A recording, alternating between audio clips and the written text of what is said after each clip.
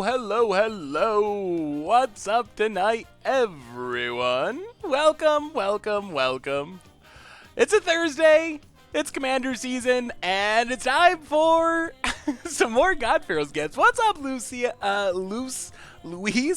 Dank Memes, Rolsey, Wolrby Looney, Rolf MTG Man. What's going on tonight, everyone? Bearman MX, Bearman, Lux Nocturna, how goes it?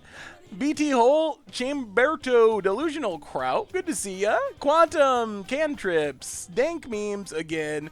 Midnight Gaming, what's going on, everyone? You have OBS set to cut instead of fade like you normally do. Huh? I don't even know what you mean. I didn't even know there were settings on OBS. Fade? Oh, what's going on tonight, everyone? Yeah, sorry for butchering the names. Hey, welcome, my nonsensical name. Good to have you. Always nice to have some first-timers. What's up, everyone? So, Commander 2017 in full swing, and it's looking like the sweetest Commander set of all time. I'm really excited for this one. Chamberto 24, 10 months in a row. Thank you so much for the resub. Soma Somatic and Leminziv, 3 months in a row. Welcome you all back to the Fishbowl. Thank you for your subscription. Big scoops here for our new subscribers. Yes, I'm Owen, also Rollideye. Welcome you as well. Big scoops here for our new sub. Thank you.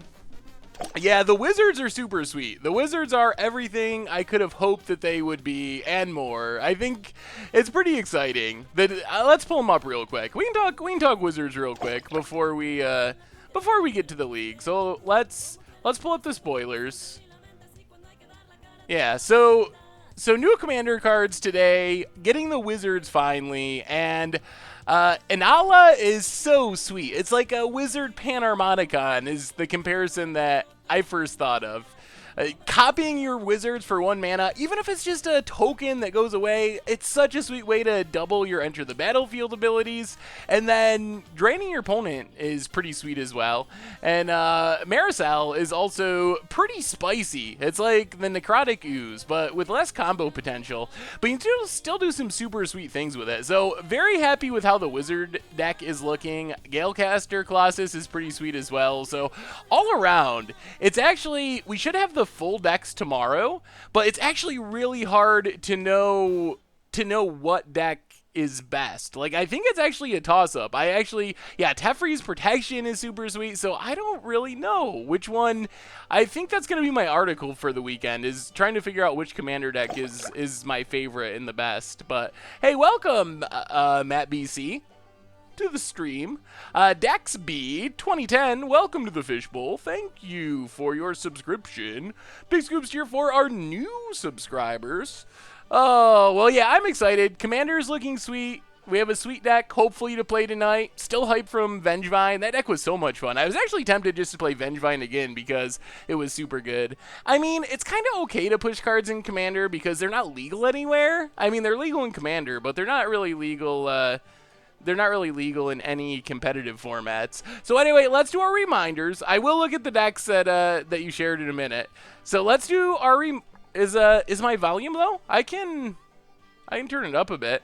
How is that? Is that a little better? Is that too loud? Am I blowing you out of the water now that I turned it up? Hello? Anyway, let's do our reminders, then we'll talk about the deck, then we can talk about your decks and Commander and everything else. Notifications 2 days in a row? That does not happen on Twitch. The YouTube channel, that's where you can find all the series we had against the odds last night. It was a little bit janky. Clarion Ultimatum is not an easy way to win, and we probably didn't make it any easier by going the Biovisionary plan, but it was still super sweet. And we have a new Goat Magic coming out tonight, the first Goat Magic in a while, so make sure to check that out. Commander Clash on Friday and whatnot. The replay YouTube, that's where you can find all the old streams, including this stream, in the future, like tomorrow. So keep an eye for that if you want to catch up on anything you've missed, or if you missed part of this stream, that's the place to find it. The merch page, that's where you can get tokens and t-shirts and playmats and all that stuff to support the stream and the channel and the site. And of course, we also have donations available down below. $2 or more gets your message read on stream. So not required, but oh, donation already. Oh my goodness. Also, one other reminder, a new reminder, vacation. I'm going on vacation next week. $10 from Luxac. Always enjoy the stream, even for a legacy player. Got to promote this week, though, so... Oh, got a promotion this week, though, so I thought I would share the wealth. Awesome. Well, thank you so much for the donation. That is awesome, and big congrats on the promotion. That is also even more awesome. Yeah, so also vacation next week, so no streams next week. I will be gone all week next week, but we will have content on the YouTube channel still. I'm trying to get as much stuff done ahead of time, so there'll still be Budget Magic and most of the content. Missing some stuff, but most of it will still be there. And then, did I misread that? Oh my goodness. That's embarrassing. I never read the donations quick enough. Let me pull it up again. Because if... I believe it was $10. $10 donation from Luxac, yeah. So thank you so much, Luxac. So yeah, vacation next week. Keep that in mind. No streams next week, but we will be back soon. Will there be an article discussing the impact of phasing on Momir? Probably not, but it is an interesting topic. Anyway, let's talk about our deck. This is Blue-Red Gift, Colossal Gift? I don't know what we want to call this exactly, but basically, we did a deck tech of this deck. The idea of this deck, it's pretty sweet. So we have a bunch of different things going on. Moto does not like sorting these in a reasonable manner. Maybe we just make them smaller. Alright, so the basic plan of this deck, we're partly a God Pharaoh's Gift deck. So we got the Gate of the Afterlives, we got the God Pharaoh's Gift. We have a bunch of ways of stocking our graveyard. Neonates, Champion of Wits, Cathartic Reunion. We also have cyclers, like Curator of Mysteries, to stock the graveyard. So we're partly a God Pharaoh's Gift deck, but rather than just trying to reanimate like angels and so forth for beating down, the main plan that we have going on is we're trying to get a Marionette Master in the graveyard, and then we can get it back with God Pharaoh's Gift, and then we have Metalwork Colossuses, which we can always cast if we get lucky and have a bunch of Gate to the Afterlives out, but for the most part, we're also trying to get Metalwork Colossus in the graveyard, so we can make a huge Marionette Master, sack the servos, sack Walking Ballistas, sack Hollow Ones that we can cast really cheap because we're discarding so much stuff. So sack artifacts to the Metalwork Colossus from the graveyard to drain our opponent out with Marionette Master at instant speed. So we're basically this crazy combo build. Of course, we can just get back 4/4s, Insolent Neonates, whatever. Curator of Mysteries is a good backup. Also helps us find our pieces. If we get on the battlefield, we can cycle to do some scrying. Get a hexproof striped river winder. So we got a bunch of options there. But that's the main idea, is this weird like graveyard gifts aristocrats combo kill, which is pretty unique. We also have a sideboard, which is very focused on mono red. This deck does not want to lose to Ramanop Red, so hopefully we play Ramanop Red a bunch. We got all 4 Chandra's defeats, and 2 Aethersphere Harvesters, and 2 Abrades, which are fine against mono red. We got a Sweltering Suns as a sweeper, negates for control. Drake Havens are really important because if people bring in Graveyard Hate, and we have a new donation from the Harry27 says, Seth, I've taken a break from Magic recently, but I have always watched your vids. If it weren't for you, I wouldn't pay any attention to Magic at all. Thank you for all the great work you do and all the knowledge you share. Keep up the great work. Well, thank you so much, the Harry27, and I'm glad that the videos and all that stuff are helpful. I definitely appreciate it, and also thank you for the donation. Veron Variant, 9 months in a row, managed to win game day with Jeskai Bolas and a Magic League with a Nicole Bolas for a Mastermind playmat. Sweet. Praise be to Bolas. Well, thank you so much for the resub, and awesome. Congrats on the finishes. So that's what we got going on. Oh, where were we? Drakehaven. Drakehaven is key for beating Graveyard Hate, also for, like, dispossesses and so forth. If our opponent can somehow deal with our gifts plan, we can just cycle our way to victory with Drakehaven. So that's the plan. Only other thing worth pointing out, and Agent Blur, welcome to the Fishbowl. Thank you for your subscription. Big Scoops here for our new subscriber.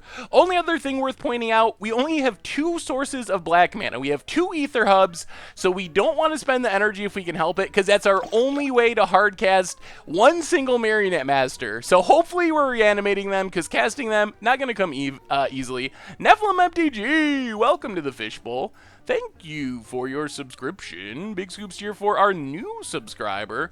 So we're going to take this to a league, see if we can feed the children. I have no idea about this deck. It was played at the Pro Tour as a one-of. Like, this is someone's rogue Pro Tour build, basically. So, I don't know. I don't know what to expect. It looks like it can do some crazy things. It also looks a bit janky. Donations, yes, they do show up immediately. The Harry, I just read yours, if that's the one you're thinking of. But they do show up immediately. So we're playing some Blue-Black God Pharaoh's Gift. Actually, Blue-Red. I don't know why it's called that, but Yep. So let's win some treasure chests. Yeah, so, oh man, Budget Magic next week. So I'm going to be going on vacation, but I have Budget Magic pre-recorded. I'm in the process of trying to get it edited, and it's going to be pretty sweet. Some of you are hinting at the deck name. Yes, there's a deck called Demon Fling. It may or may not be next week's Budget Magic deck while I'm away on vacation. So keep an eye out for that. Well, thank you, 3333.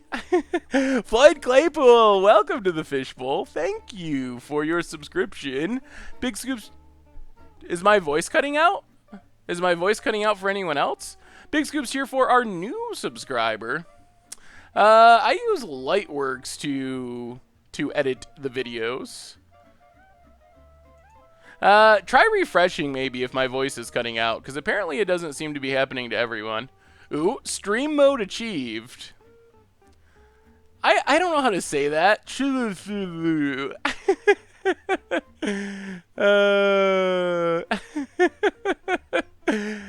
Oh my goodness. Okay, let me look at these decks. Well, let's see what our hand looks like. Yes, I forgot. I forgot a couple people sent in decks. What do we have deck-wise? Pun that has to do with tokens. Ooh, all right. It looks like a pretty sweet Anointed Procession deck. I like that it's kind of going bigger. It's like an Aristocrats Procession deck. That's pretty spicy. I like it. Hidden Stockpile Anointed Procession is a good combo. Also, Starseal of Nyx. Ooh, yeah. Starfield of Nyx is one of my favorite cards to build around. It's been a while. We'll have to play another Starfield deck at some point. Goblin Erection, welcome to the Fishbowl. Thank you for your subscription. Big Scoops here for our new subscriber. And also Mebabyte, 10 months in a row, said, thanks for the colossal gifts of all the content you create. Well, thank you, Mebabyte, and thank you so much for your subscription. All right, we're going to keep this. It's mostly good because we can discard Marionette Master and Metalwork Colossus right away. And those are cards we don't mind discarding. If we wait till turn 3, we can also get a Hollow One out of the deal. Hollow One's been showing up a lot lately. This is not a Fling deck. I was going to ask about Super Friends Fog. Ooh, Super Friends Fog sounds pretty spicy too. So let's just Insolent Neonate.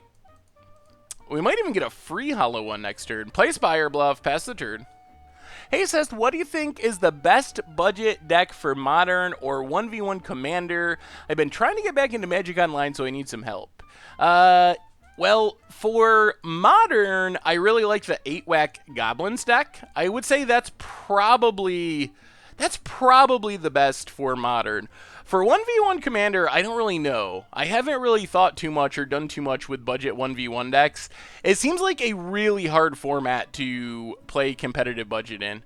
Ooh, well, we can just do it this way. This might be even better. So, Champion of Wits, draw 2, discard 2 Metalwork Colossuses, Insolent Neonate, discard Marionette Master, and then cast a free Hollow One.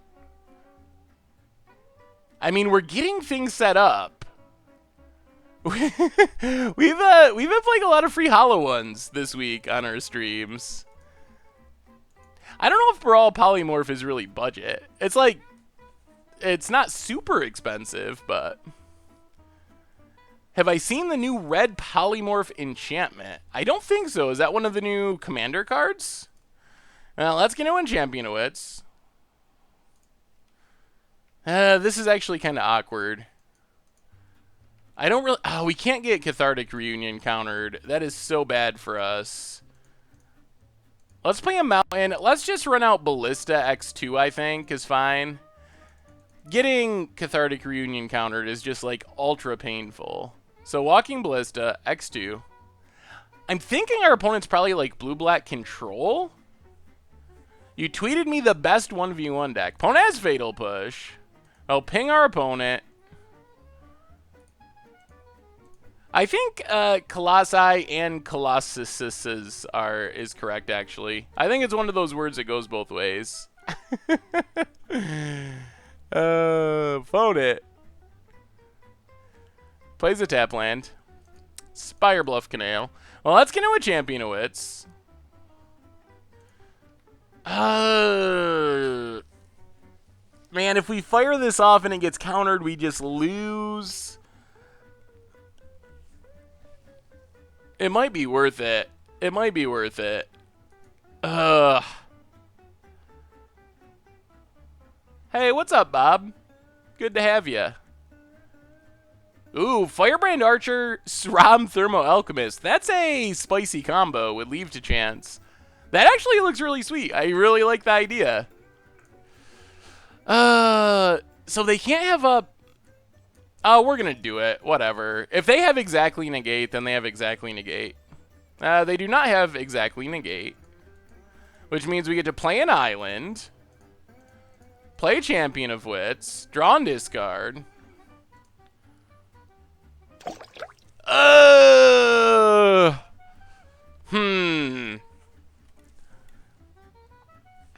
Alright. We gotta go upside. We gotta go upside here. Discard Hollow One.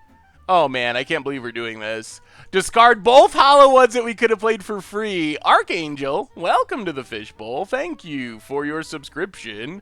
Big Scoops cheer for our new subscriber. There's the Scarab God. How do we deal with this? Well, we can get back Marionette Master. Can we win here is the question. Another gate. All right, let's think about this. Four... Oh, we're just short of winning. So let's think this through. We play and sack Gate of to the Afterlife. We get back Marionette Master. Oh, we can. We get 3 servos. Oh, we got the combo kill because we can sack the God Pharaoh's gift. So we just win here. Gate to the Afterlife. Sack it. Yes. Would you like to search your graveyard? I think you're supposed to hit yes. I really hate how this is worded. Why is it like, isn't this the worst wording you could ever imagine for this ability? Would you search your hand or graveyard for a card? You can also search your graveyard. What does yes and no mean in that situation? But we get our God Pharaoh's gift. We go to combat. We'll get back a Marionette Master. We will make servos.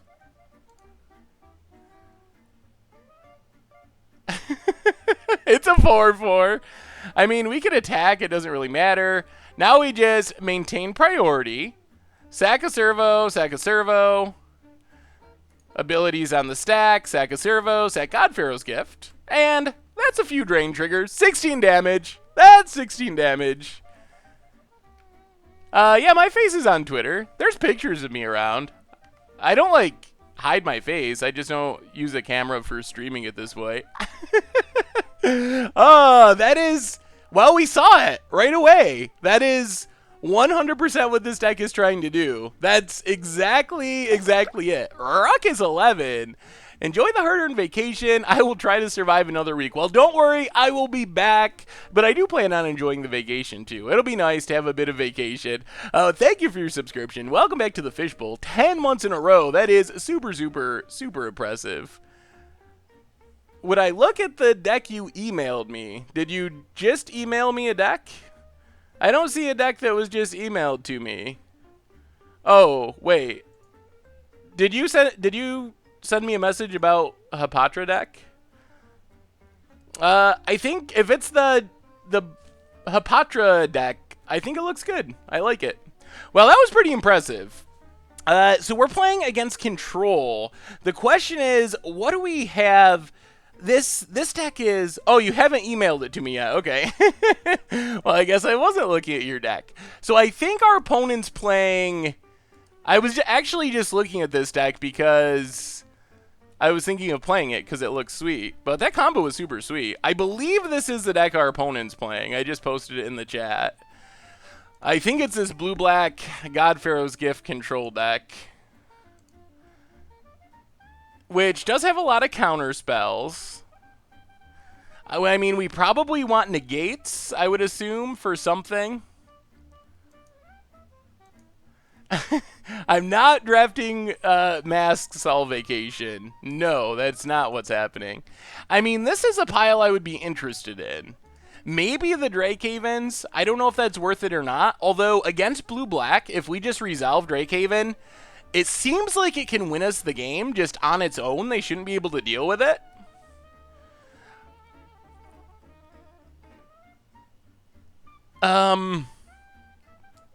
It actually doesn't work with Champion. Even if they grasp our Champion, we still get to draw. Oh, grasp your... yeah. Never mind. Grasp, you're right, does blow it out. Normal removal doesn't. We got to take cards out, though. What are we cutting? And are we bringing in Drake Havens? Cathartic Reunion's pretty risky. I hate getting 2 for 1. Maybe we go down... Maybe we go down all the Cathartic Reunions. It just seems so risky.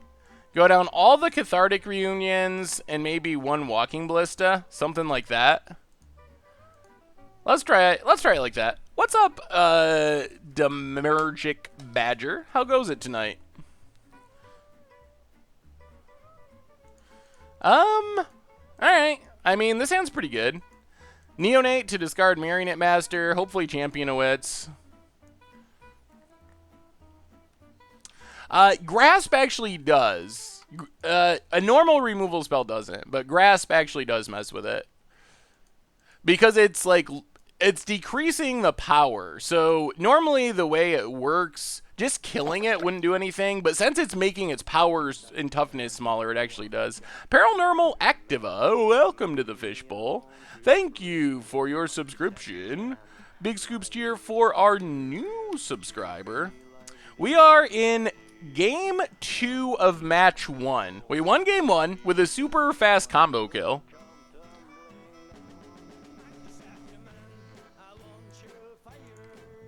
So, yeah, game 1 went really well. Opponent. Oh, never mind. I completely misread this matchup. Our opponent was a mana-screwed version of Sultai Reanimator. Okay. That's a little different than we were expecting. Alright, Bear Man. Oh, wow, our opponent missed their land drop, though. That's good news.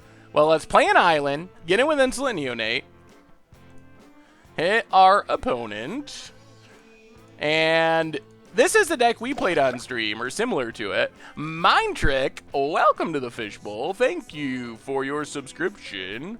Big Scoops cheer for our new subscriber. We will discard Marionette Master and... yeah, we'll get rid of Marionette Master. Pass the turn. Are we playing Inside Out on Mucha Brew? I don't know. I don't know what we're playing for the next Mucha Brew, next week's Mucha Brew yet. I know this week is Hollow 1 Aggro, so that's this week's Mucha Brew. But, oh, there might, well, we'll have to see. I'm not actually sure. Let's get in with our dorks. Play an island. I guess we just run out this Curator. We might just win on on the super janky beat plan. Neonate, Champion of Wits, Curator of Mysteries, get ya. Bone it. Oath of Jace. Alright, sure. It's going well, Glenate. How are you? Yeah, I probably should have just ran out the other Neonate. I guess there wasn't a good reason to not. Other than maybe... Yeah, there was no good reason. Bone it passes. It's pretty sweet that we get to scry. Well, let's attack with everything. It's pretty sweet to get to scry with champion, or with curator when we discard the champion. So, play Champion of Wits. Yeah, we'll discard Mountain and Metalwork Colossus. Get to do some scrying. Mountain definitely to the bottom. This deck is pretty sweet. Ether Up also do the $20. Oh my goodness. TJ Ojuanigan. Hey Seth, can you say what's up to my unborn son Graham? Uh-oh, what was the rest of that? Hang on. I'm never fast enough to read the donations. I need to improve my donation reading speed. From TJ O'Julie again. Oh my goodness, I probably butchered that. Hey Seth, can you say what's up to my unborn son Graham? Been sitting in the delivery room for 18 hours. Well, what's up Graham? Welcome to the world. 18 and a half hours, that is a long time. For your sake and the mother's sake, I hope it comes soon. 18 and a half hours is a long time in the delivery room. And pre-congratulations, that's awesome. And thank you so much for the donation. So let's play a mountain, play a hollow one, play Insolent Neonate, pass the turn. What did I get punted for now? Was it a punt for mispronouncing the name? That was probably deserved. It's very appropriate for this current deck. I've been making a Boros Reanimator deck.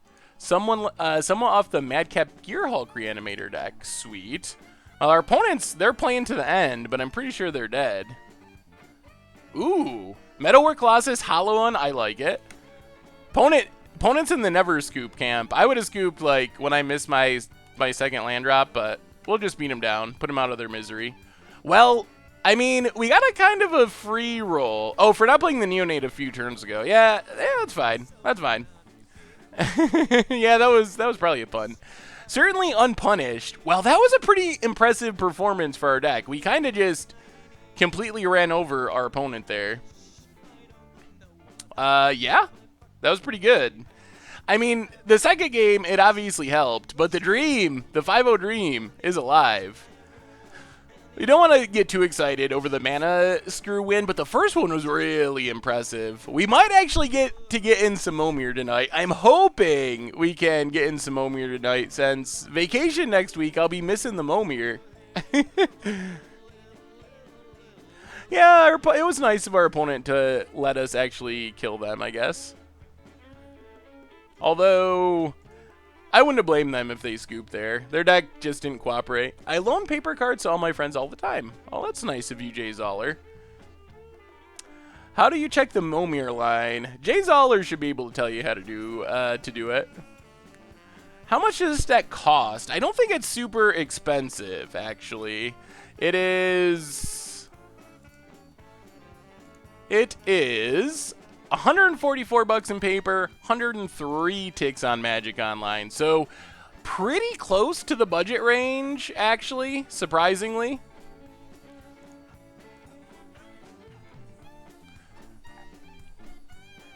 Not bad. Not a bad price. What's my favorite deck that I've played in the past month?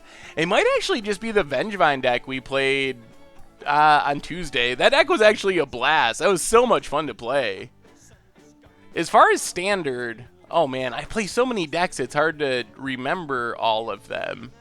I don't know in standard. Was Panharmonicon in the last month? If Panharmonicon was in the last month, probably Panharmonicon, just because it's Panharmonicon. Yeah, you could cut down the budget by getting rid of Spire Bluff Canal. That would probably put it under 100. I mean, Spire Bluff is the best duel for the deck, but you could definitely get by without it. It says you're not on the Momir list. No, you should be able to add yourself. Oh, man, I never remember how this is set up. It's like exclamation point, add, and then your username or something like that. All right, on to round 2. Do I have any power on Magic Online? I actually don't. I've never bought into Vintage on Magic Online. I've thought about it, but I've never actually done it. 1 land, multiple cyclers, on the draw. We do have the Gate to the Afterlife. I think this is fine. We have 2 1-mana cyclers and a 2-mana cycler, and we have the Gate in hand, which is pretty nice. So as long as we cycle into lands, this should be fine-ish. Also, if we cycle into red mana, we can neonate for even more drawing. Swamp for our opponent. Well, let's cycle Riverwinder. Land, please. Deck. Do it. Oh, God Pharaoh's Gift. Land. Oh, Metalwork Colossus. Oh, boy. Land. All right. There's an Ether Hub. We are just barely scraping by. Play Insolent Neonate. We're doing it the hard way. Pass the turn. Yeah, I was afraid we were just going to whiff there. Bearman, 2 months in a row. Welcome back to the Fishbowl. Thank you for your subscription. Big Scoops tier for our new subscriber. We'll discard. Ooh, another land. All right, this hand's actually looking good now. If our opponent doesn't have discard, we get to Champion of Wits. Oh, this is actually looking really good. Because we're actually pretty close to getting down this God Pharaoh's Gift. The nightmare is our opponent has discard with this God Pharaoh's Gift in hand, and we lose it to like a Doomfall. All right, Liliana. That's not the nightmare. Oh, we can beat Liliana. We didn't discard or cycle 3 cards. We cycled 1 and discarded 1. Why is Ballista so expensive? Yeah, I mean, it's played in a lot of formats going back a long time. So let's Champion of Wits. Draw a couple, discard a couple. Get rid of Marionette Master. Get rid of God Pharaoh's Gift. Oh, we're actually pretty close to just comboing. Actually, really close to comboing. Yeah, push on Neonate's a little weird, especially from that position where our opponent didn't really need to do it. Cycling does, yes. Cycling or discarding. Yeah, that's actually pretty annoying. 1, 2, 3, 4, 5.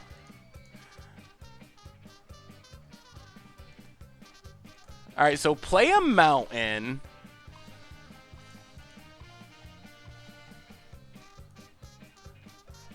Play Gate to the Afterlife. I don't actually know if we just exactly win from here. Especially since Kalitas is going to make the combo kill a lot harder. Kalitas rotates in September when Ixalan releases. So not too long, not too far from now. The combos to get back Marionette Master and sack a bunch of artifacts to Metalwork Colossus to drain our opponent out of the game. It is a lot harder with a Kalitas out. That makes it a lot more difficult. Yeah, next turn we do get a Gate, which is pretty good. Opponent has Shambling Vent. And our creatures are going to be tokens, so they don't just die to... don't make zombies to Cletus. Down to 15. Takes up Liliana. Insolent Neonate. Another card that would be great if it wasn't for Cletus. Well, let's cycle Hollow One. Draw land. Well, I think we got to get our God Pharaoh's gift. I don't know what we do from there, though. If it wasn't for Colossus, I think we would just win here. Anyway, get God Pharaoh's gift. Go to combat. So what do we get?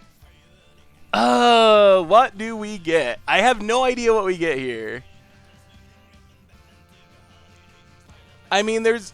Yeah, Eldrazi finally rotate. There's good and bad with the quicker rotation. I think it makes the format more exciting, but...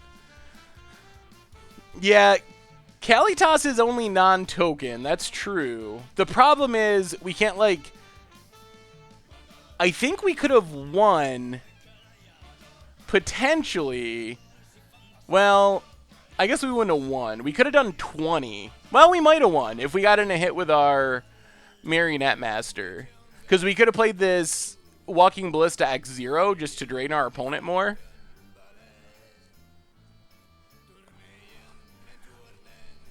We can get the Hexproof thing, attack Liliana. That still gets hit by Blessed Alliance. We can get... Marionette Master, make servos. Curator of Mysteries. Yeah, it's not quite lethal, though. And it might just die, and then we don't have a Marionette Master, unfortunately.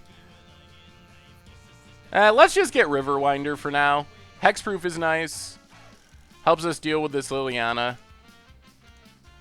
So hit Liliana. Play a Mountain. Play Insolent Neonate. Pass the turn. This is going to give our opponent another zombie, which may or may not be a bad idea. Discard Spire Bluff. But we are kind of flooding out. Champion of Wits. Well, maybe that's okay. It's just so bad that I wish we could get it in the graveyard. I don't know what our opponent's deck is. I think it's just like black-white mid-range. I'm actually not sure if we win from here or not. It's actually going to be very closer than it probably should be.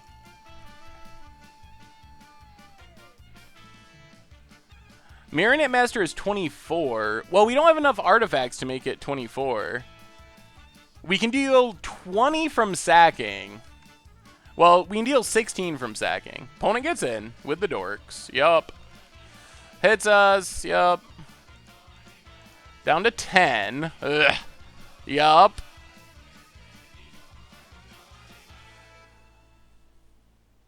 Sorin. Oh my goodness. This is not getting better for us.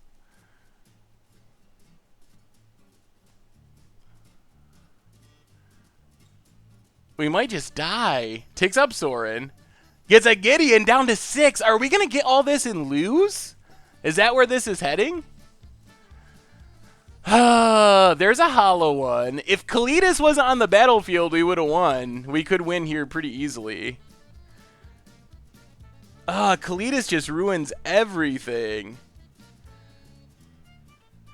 Marionette drains life, so it can't kill the walkers. We might have to get it just for chumping, though. I'm not missing a line here, right? So I think we lead on Champion of Wits, number 1. Draw and discard, see what we hit.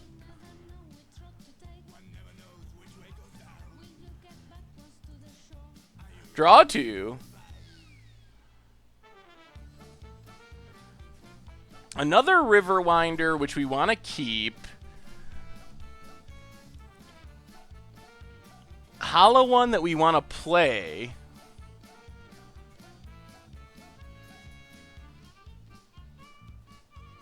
Yeah, this is game 1 of the match. So we probably just discard Walking Ballista, discard Mountain, cycle Riverwinder. This makes our hollow one free. Another ballista.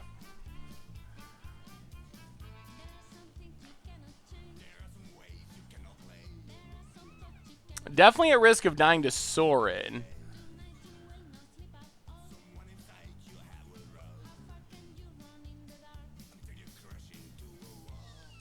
Play Island. How can we do this? The problem is Colossus just ruins our combo kill. If Colossus wasn't out, because it creates a replacement effect where our creatures get exiled, so they don't actually go to the graveyard. If it wasn't for Colossus, we would easily 26 our opponent here, I think, with Hollow One and Ballista and Marionette Master. Oh, hey, Dave! Welcome to the Fishbowl. Thank you for your subscription. Big scoops cheer for our new subscriber.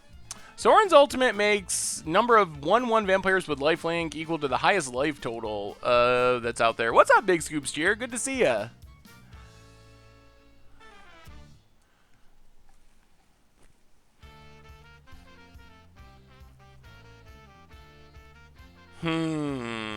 What's up, Randox? Well, play our Hollow One for free.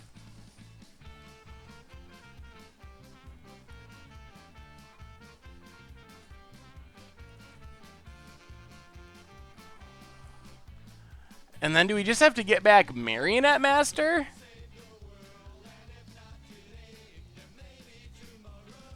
Neonate. I guess Neonate's not the worst. It has Menace. Our opponent can block here, so we can't kill that. We know a Gideon's coming. Maybe we kill Liliana and leave Sorin one more turn and just hope?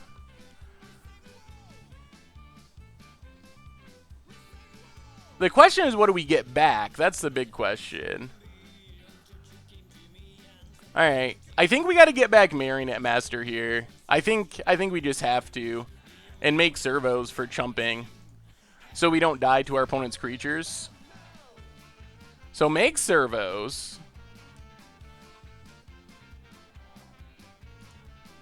We're going to send both at Liliana and hope that this Sorin doesn't flip well. So hit Liliana, hit Liliana.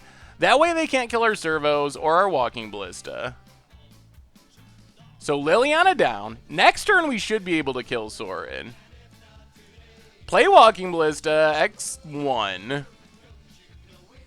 And that's what we got. Pass the turn. Hey, welcome, Junie boy. Good to have you. All right. What do you got, opponent? How good of a Sorin hit is it? That's what I'm mostly worried about. We actually have the board gummed up pretty well. It's just a question of if this Sorin's going to kill us. Or if our opponent could, like, Fumigate would be pretty bad. Fumigate would be very bad.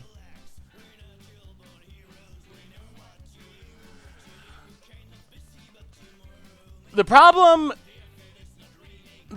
we have at the moment is we can't sack non-token artifacts because to drain with Marionette Master. Because instead of going to the graveyard, which is what we need to drain, they get exiled. So we can't sack Hollow One, we can't sack Walking Ballista. We could sack Servo, God Pharaoh's Gift, and drain for 16, but 16 isn't enough to win us the game. So that's what's ruining everything. But that's the problem. We can't sack the Hollow One. Or Walking Ballista. Interesting. Opponent's going to kill Hollow One. Okay. That is not the line I was expecting our opponent to take. We will also block with servos and sack them to Colossus, and we can cast Colossus pretty cheap. Opponent has Cast Out. Probably going after Marionette. Ugh. Alright, so we have to Metalwork Colossus. We have to get this in our graveyard. because we'll never get it back again if it actually gets exiled. Vexeros, welcome to the Fishbowl. Thank you for your subscription. Big Scoops cheer for our new subscriber. All right. So we drain our opponent. Now we need another gate to the afterlife to be able to get back our God Pharaoh's gift.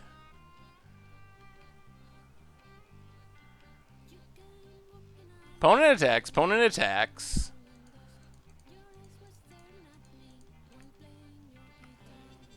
Well, we will double block a zombie. We don't have any removal in this deck, unfortunately. What's up, Juan? Drain our opponent, drain our opponent.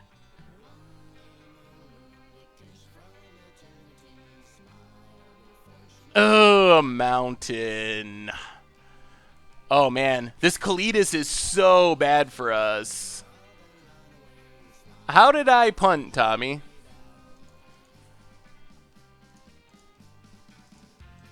Well, we gotta attack Soren.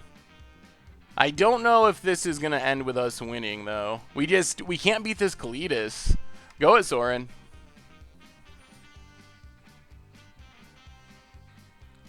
Hey, see you, Nephilim. Have a good workout. Hey, what's up, Wanderer? Opponent blocks. Opponent blocks. Okay. Interesting. Huh. Well, I think we have a new plan. I can't believe our opponent blocked there. How do we not die? How do we not die?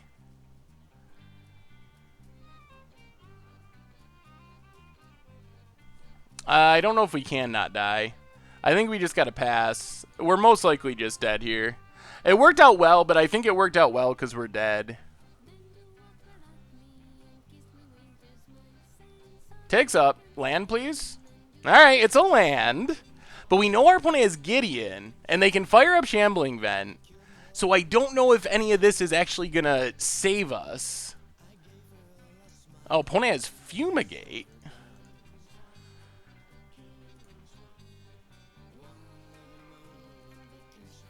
Alright, ping Soren.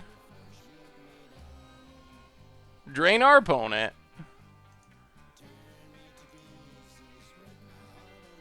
So we could draw a gate to the afterlife. That's our best draw. To get back God Pharaoh's gift, kill Soren. Or an island. So play the island. Eternalize. Eventually our opponent's going to flip something, and that's the end. Champion of Wits. Draw some cards. Discard some cards. Well, I guess we just discard the two Metalwork Colossus. Well, maybe we got to discard Marionette Master. Yeah, discard Marionette Master Colossus. So we're back to drawing live if we live for a gate to the afterlife. But eventually Soren's going to kill us. Big Purple Hippo, welcome to the Fishbowl. Come on, land. Thank you for your... Oh, land. Thank you for your subscription. Big Scoops here for our new subscriber. We're staying alive. We are staying just barely alive. And there's no Colossus on the battlefield. And we can Cathartic Reunion to try to find that gate to the afterlife. Stasis Snare. Okay. Sure.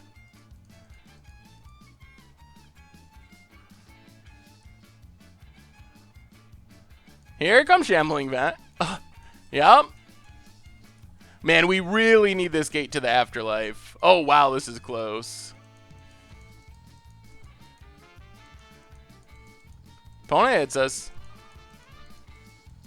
Come on, gate to the afterlife. Oh, there's a gate. There's a gate. Oh, my God. Do we win here is the question. Do we have enough artifacts? Oh, wow. I think the answer is if our opponent has nothing, then yes. I think we just got the combo kill. I think that does it. 1, 2. Do we Cathartic Reunion first? We probably should. I think we just win. So let's Cathartic Reunion, discard Curator and Metalwork Colossus. Yeah, Magic is easier when you top deck well. 1, 2, 3, 4, 5. We got plenty of creatures. All right, 1, 2, 3. Oh, and the hollow one is actually key. So, Playgate to the Afterlife. I think this is going to work. Playgate to the Afterlife. Play a Mountain. Play Insolent Neonate. Sack Insolent Neonate. Gain a life. Discard a Gate to the Afterlife.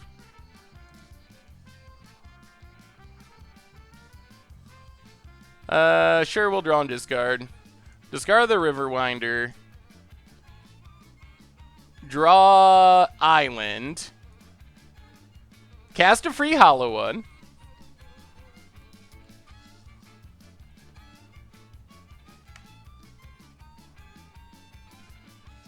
Oh!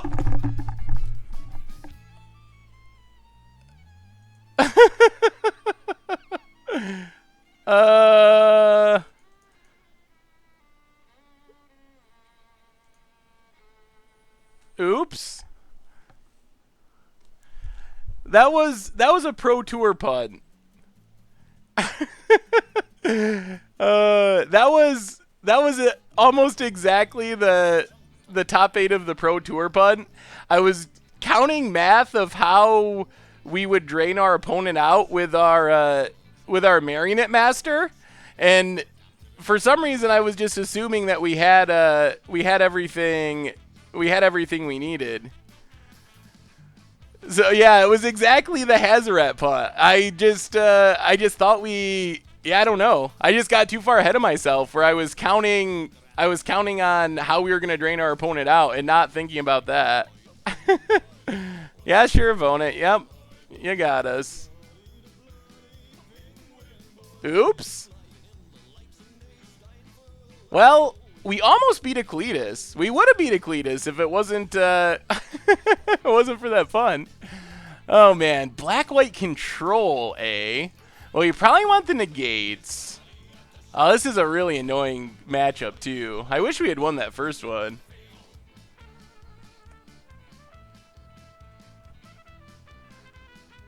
What else are we bringing in? My nonsensical name! Welcome to the Fishbowl. Thank you for your subscription. Big Scoops cheer for our new subscriber.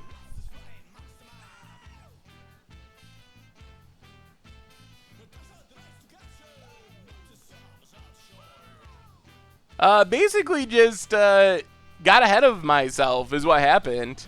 We needed to sack the Gate of the Afterlife on our first main phase, and I was counting math for draining our opponent out with Marionette Master and just did not sack the Gate to the Afterlife. That's exactly what I did. I was getting too far ahead of ourselves in counting the kill during the combat phase and didn't do a simple thing during the first main phase. I think that's exactly the same thing as the Pro Tour punt, basically. Like, the mechanics of it are basically the same. You're thinking, oh, I got this win, go to combat, win the game, and not do something really basic during the first main phase. Alright, so we need our negates in this matchup. Go down. Man, we don't even have an answer for Colossus in our sideboard. We just do not have an answer for Colossus. Mono white soldiers for modern. Hey, doing well, Vin. Zents, how are you? Lost Legacy is not actually that good because it doesn't hit artifacts. We do have to cut a couple things. Maybe just like a couple of random cyclers for the negates and try it like that. So mono white in modern, you probably want like Path to Exiles, maybe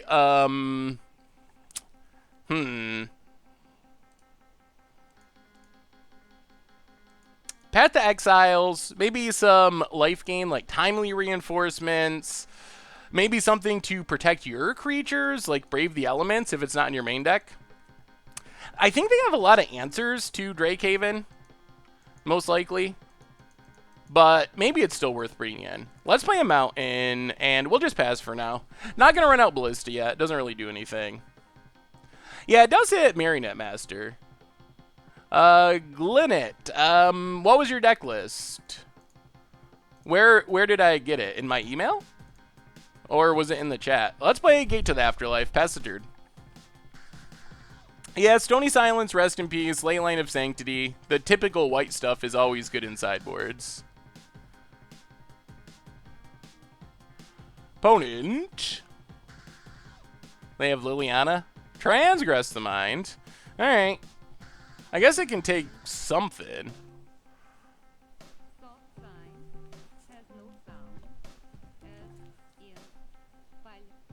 Yeah, I think our time's pretty fine.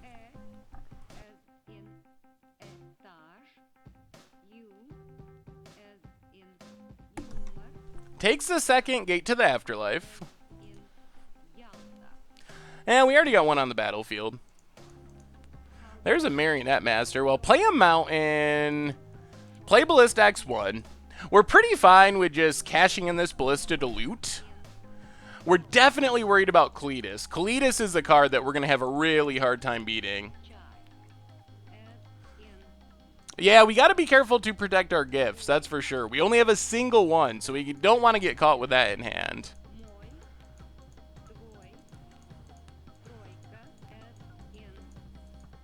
Oh boy, the Nightmare. Well, ping our opponent. We're going to have to do this almost exclusively by cycling, which is not going to be easy. Discard Marionette Master. Yeah, Colossus just... Maybe this deck probably needs an answer to Colossus in it, because it's basically game over. It's so incredibly good against our deck. Cycle Hollowed One.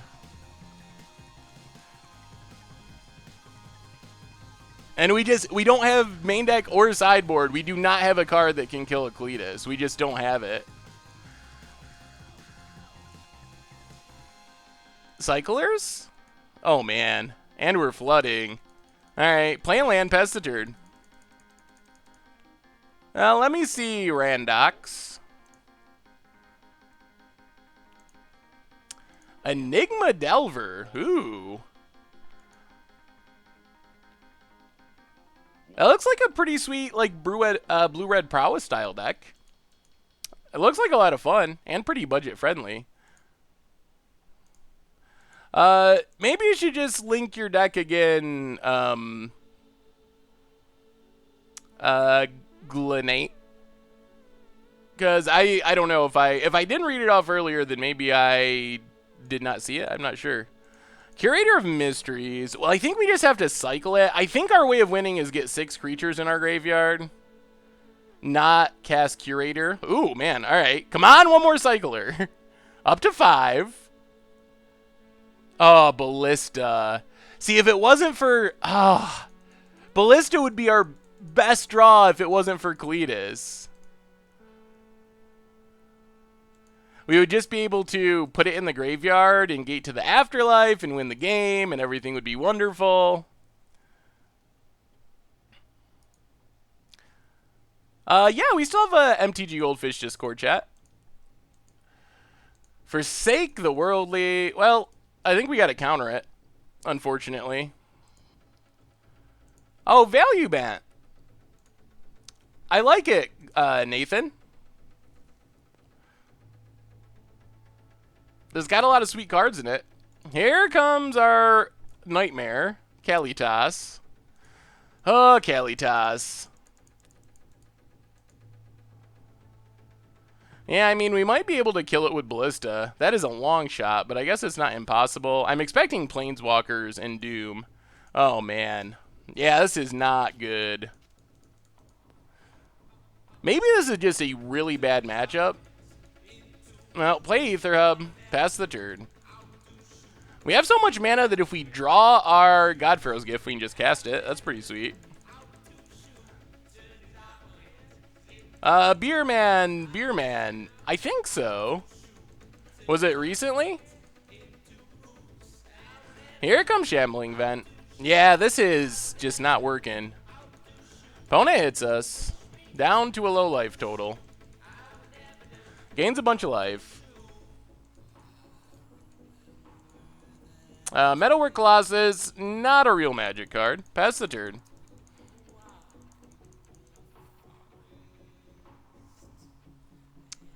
Another land for our opponent. Are we just dead here? I think we're dead now, even if we draw something. Because we dropped a 5. Opponent hits us. Down to 5. Yeah, we don't have... Oh my goodness. Well, Metalwork Colossus is not good when we're drawing them. Yikes. Well, it was definitely a punt that caused problems in the first game. There's no question about that was a punt. But I think the deck needs an answer to Colossus, because our opponent should have just won with Colossus in the first game if they just left it on the battlefield. But they took a really risky line to even let us live to the punt with blocking or with letting Colossus die, which seemed like it probably was maybe a misplay on their part. But yeah, we just don't have answers for this. That seems like a pretty major oversight by the person that built this deck. I mean, I guess they were planning on beating Ramen Bread, but you think if everyone's playing Ramen Bread, Colossus is a card that people would play to beat Ramen Bread, so you'd still run into Colossus. Yeah, Lightning Axes and Cut to Ribbons seem like the most possible choice. Probably Lightning Axe, I guess, would probably be the number one choice. Hour of Devastation's a little rough because it's yeah, Glorybringer would be a good one. Hour of Devastation's kind of expensive. I think we're 18 lands in this deck. I'm pretty sure. Which, I mean, we got a lot of cycling, but still. 5 mana is a lot for what we're trying to do. Alright, well. Hopefully we don't run into any more Colossuses. Or any more punts. I guess it's 20 lands. A little better than I thought. Hey, what's up, Zach? Heartpiercer Manticore. Technically, that would maybe kill a Colossus. I don't know if that's the most efficient way to go about killing a Colossus, but it is a thing you could do to kill Colossus. Imprison in the Moon? Yeah, I mean, I think Lightning Axe is the way to go. It even fits with what we're trying to do. Gives us another way to discard a Colossus or something. So there's a lot of good reasons to do that. Oh, man. This hand does not have enough ways to discard stuff. I don't think we can go with just... Oh, we don't even have blue mana for cycling. I don't think we can keep this. We just have too much high-end stuff and not enough discard. If we had one Cathartic Reunion, it might be fine. We're going to keep this because if we can find a red source, Cathartic Reunion is going to make this hand good. And we can cycle Curator. Man, I wish we could keep Gate to the Afterlife because that'd be really good, but I don't think we can. Do you think you might get in some Odyssey flashback drafts on stream? They've been pretty fun and janky. I was thinking about it, but it seems unlikely since I'm going to be away on vacation next week. Loam Dryad, uh-oh. Alright, well, let's cycle. Ooh, there's our red mana. Alright, this hand is suddenly shaping up. If we draw another... Alright, we're just going to wait one more turn.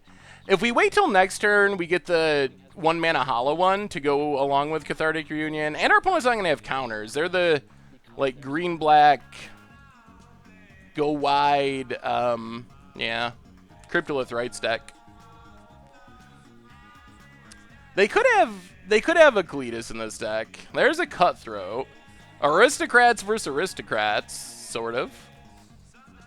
Walking Ballista. That's going to be good at some point. Well, let's play the island. We're just going to Reunion, discard Colossus, and Marionette Master. Ooh, there's our Gate to the Afterlife, too. Yeah, that sounds really shaping up. Well, is it worth playing Hollow One? We have 3 creatures in our graveyard. Next turn, we cycle Hollow One, Insolent Neonate. Yeah, I guess we still play it. It gives us a blocker at least. It might just die. Draco Lucian, 4 months in a row. Welcome to the Fishbowl. Thank you for your subscription. Big scoops cheer for our new subscriber. It just felt like a good white border kind of deck. No, I'm just going to I'm going to visit some family. Not doing anything super crazy. There's a mountain.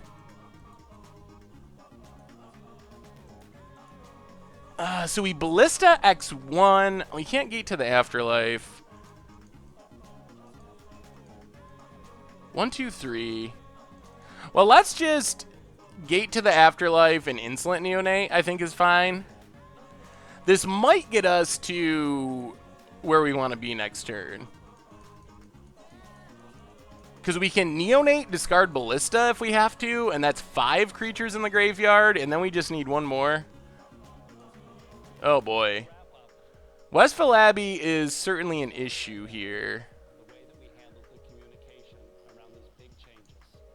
Okay.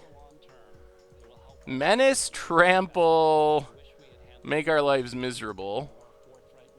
Tax with everything. Well, double block this Zulaport Cutthroat. This is a very aggressive line, but our opponent is drawing 3 cards. Huh. Oh, that's a blowout. Let's sack Neonate. Discard Ballista. We basically just want to loot into a creature. So we can... Alright, there's Curator. Discard Curator. Alright, so we're going to have... We're going to get our God Pharaoh's Gift down next turn. And I think we just win, actually. Cutthroat's gone. Opponent's at 21. We hit our... Yeah, I think we just win here. Man, this deck actually does really powerful things when we don't punt. Yeah, we do have Champion of Wits. How would you go about comboing Razaketh and Insult to Injury? I'm not exactly sure what the combo is there.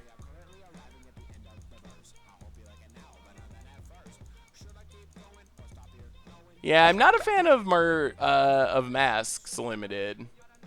Yeah, Magic is easier when you top deck well and when you punt less often. Tarmogoyf blows. Welcome to the Fishbowl.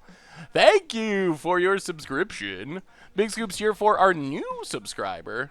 Well, I think we just win the game, though. I mean, our opponent's doing stuff, but I don't think it beats what we're doing. So we just sack our gate to the afterlife. Yes. Search out God Pharaoh's Gift. Go to combat. Get back. This time we did get our God Pharaoh's Gift. Get back Marionette Master. Make servos. Oh man, this deck does really sweet stuff. Hit our opponent for 8. Oh man. So easy. And our opponent scoops it up. We just Colossus to sack our servo, sack Hollowed One. Kiefel, welcome to the Fishbowl. Thank you for your subscription. Big scoops here for our new subscriber. Yeah, so when things go well, it goes really well. Yes, I remembered to sack the gate this time. I want to play Jeskai Ascendancy Affinity list. Jeskai Ascendancy Affinity? I don't know if I've ever seen that. Is it really like Affinity with artifact creatures and stuff? Yeah, we can bring in our Sweltering Suns. Otherwise, this deck is all creatures, but they're not red creatures. I guess we could bring in a Braid if we just want to kill something. I don't know if that's even worth it or not. Yeah, the deck does some really cool things. When does Voracious Worm become one of the options for against the odds? Yeah, we'll have to, maybe Chaplain's Blessing, but we'll have to put something from that deck on there. I mean, the nice thing about this is we can get back our God Pharaoh's Gift from the graveyard with Gate to the Afterlife. I think Jund Reanimator is possible. We see Bug Reanimator as kind of the most common Reanimator. Best place to buy, list, sell paper cards. There's several good places. I've probably used Card Kingdom the most, but Card Kingdom is good. ABU Games is good. Star City and Channel Fireball are good. Usually I've found that ABU and Card Kingdom often pay more than Channel Fireball and Star City, but it depends on the cards. Kingsdale, welcome to the Fishbowl. Thank you for your subscription. Big Scoops here for our new subscriber. Enjoyed Budget Black-White Aristocrats. Any idea for card draw except Dark Confidant? Not off the top of my head. I mean, there's the bad Dark Confidants, but they are significantly worse, like Asylum Visitor, Pain Seer, those type of cards. What are we taking out for this Sweltering Suns? Probably just a random Cycler, I guess. Try it like that. Walking Ballista should be very good in this matchup. Yes, I will update getting into Moto for less than $20 after Standard rotates. This hand, I guess this is fine since we can cycle. We really want to cycle into like Cathartic Reunions, but we have a gate. So it seems somewhat reasonable. Walking Ballista should be helpful as well. Play an Island Pescatard.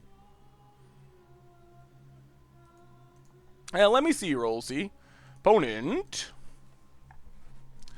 gets in with the Loam Dryad. Oh man, they have the expensive hand. Cycle Curator. Champion's also pretty good. There's a Mountain. Alright, this hand is looking up now. So we can cycle Hollow One. We can Champion of Wits to get rid of Metalwork Colossus and Marionette Master. Catacomb Sifter, sure. Cycle Hollow One. Ooh, more Ballistas. We're actually pretty close to firing off this Gate to the Afterlife. Opponent gets in. Yup. And then we're pretty close to combo killing after that. Play an Island. Play Champion of Wits. Also gives us a blocker. Draw 2. Discard Marionette Master and... second Marionette Master or first Colossus? I guess we better discard Colossus for combo purposes. Pass the turn. So we're up to 4 creatures in our graveyard. 5, 6, and Walking Ballistas. But we need to get down our Gate to the Afterlife. Oh, Affinity Ascendancy. That deck looks pretty crazy. I've never seen that list before. That looks super crazy, though. What's a good mid-range control deck in Modern between 150 and 200? Really enjoyed the budget Blink deck and would like to try something a little better. Control decks are some of the hardest decks to find in the budget price range in Modern. It's really challenging. It's much easier to find combo and aggro decks than control decks. So I don't have a really good suggestion for a $150 to $200, oh my goodness, opponent. Alright, opponent's all about this Driven to Despair. Yup. Well, that lets us get rid of our Marionette Master. I guess that's something. Opponent draws 3, we discard 3. So Marionette Master, Walking Ballista, I guess. Actually, maybe we keep the Ballista and discard second Gate to that. Well... do we need 2 Gate to the Afterlives? If our opponent kills the first one... Alright, we'll keep 2 Gate to the Afterlives to be safe. Well...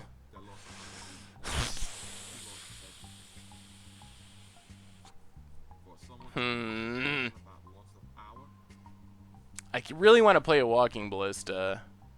Maybe we just don't have time?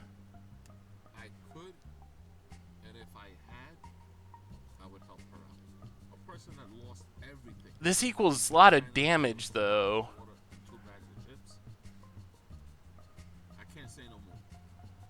Oh, I don't know what to discard here. This is actually really close.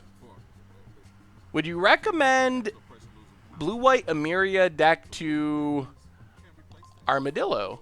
Blue-White Emiria is actually a pretty good option. I definitely recommend Blue-White Emiria.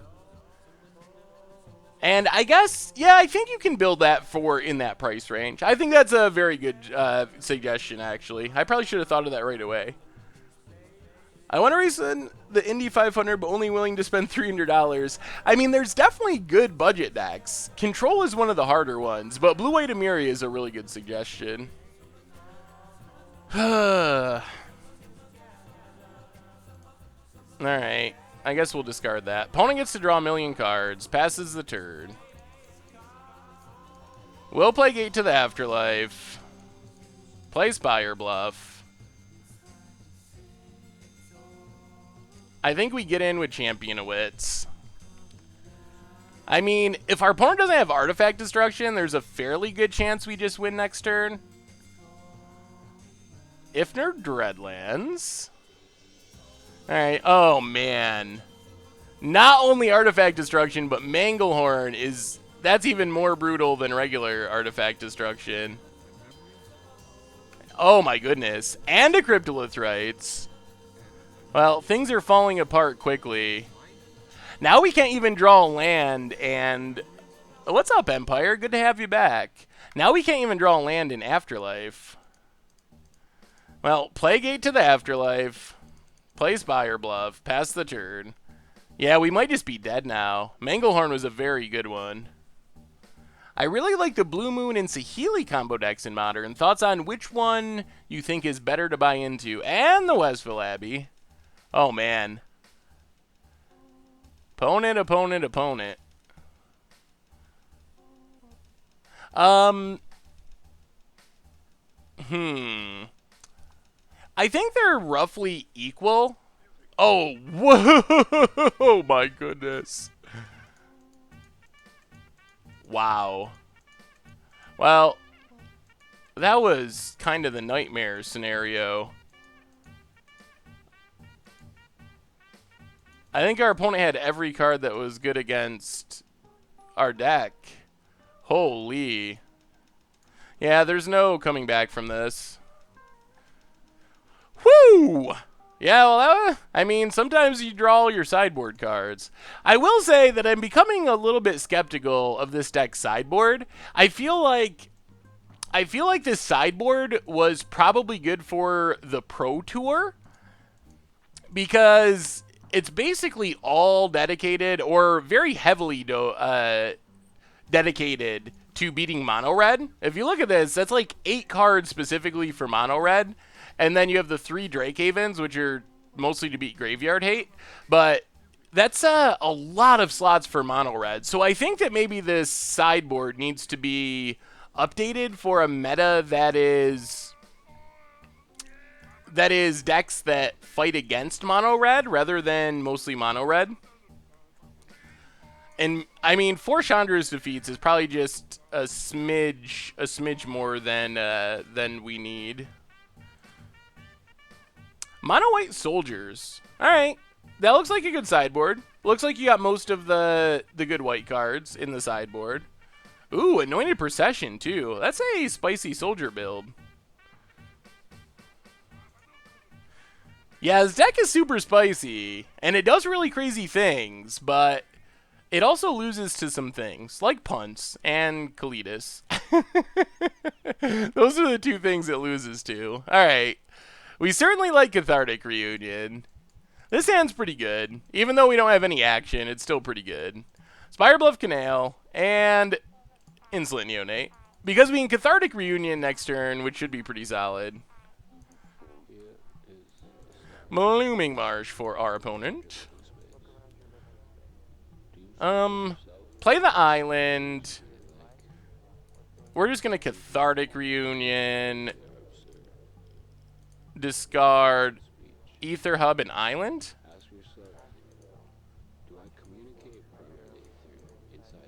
Well,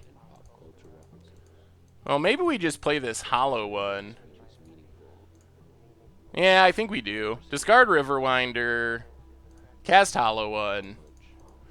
A big old 4/4 on turn 2. Not bad in standard. Do you like the... Yeah, the black-red mid-range deck is pretty sweet. Opponent has Cryptolith Rites. They're off to a bit of a slow start. Well, we get in with Hollow One. Hit our opponent, play a Mountain, get down Champion of Wits.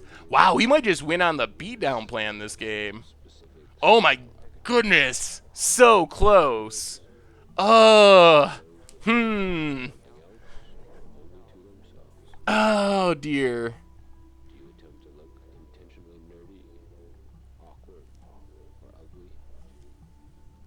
How do we get these down? Is your style an anti-style? Oh. The most important question. How would it feel to change yourself What do we... Oh, are we going to have to discard our hollow ones? without public display? I guess we discard one hollow one and the mountain. And then next turn we get a free hollow one and a cathartic reunion. Yeah, that was awkward to draw into both of them. Our opponent's deck shouldn't have Bantu's Last Reckoning, I don't think. It would be odd if they had Bantu's Last Reckoning. Opponent. Weaponcraft Enthusiast. That does clog up the board. And passes. Another Neonate. Well, let's attack with both. See what our opponent does. The Jutia, welcome to the Fishbowl. Thank you for your subscription. Big Scoops tier for our new subscriber. Yeah, figuring out what to discard to Champion of Wits can be pretty tricky. So I think we just Cathartic Reunion away both Neonates? And then play Hollow one? Ooh, Walking Ballista is actually pretty sweet. So play Hollow one. Play the island. Pass the turn. So next turn we can shoot down 2 things, hopefully, with this Walking Ballista.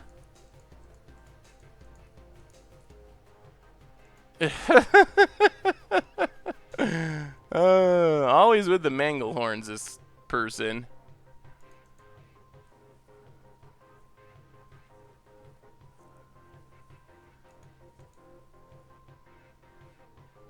Opponent has more stuff. Catacomb Sifter.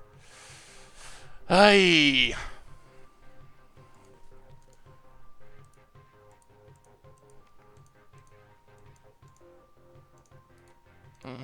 Well, let's cycle. Marionette Master. And Spire Bluff Canal.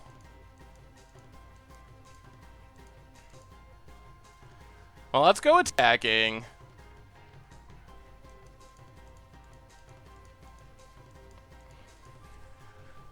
See how our opponent blocks. Blocks, takes 4. Alright, well. Play Walking Ballista X2.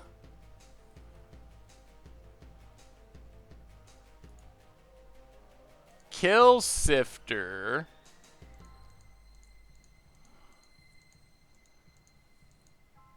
Play land.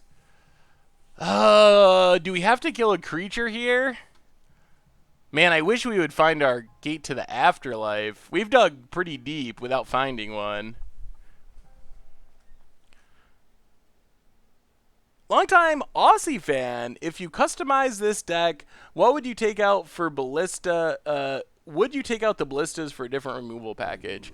I think the Ballistas are actually really good. I just think we need somewhere Lightning Axe in the deck to deal with stuff like Colossus and bigger stuff. Richard manages the Goldfish Facebook page.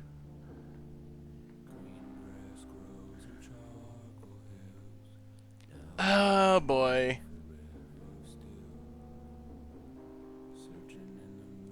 I'm just trying to figure out if we need to kill something right now. So, I mean, I guess odds are if they have Westville Abbey, they're going to get to flip it no matter what. So I guess we just pass. Because they only need, even if we shoot down a creature, they only need 1 creature. Quickly name a build-around card that you were working on that hasn't seen major play yet.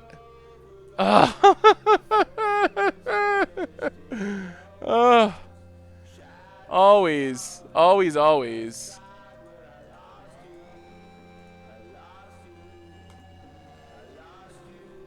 Oh, man.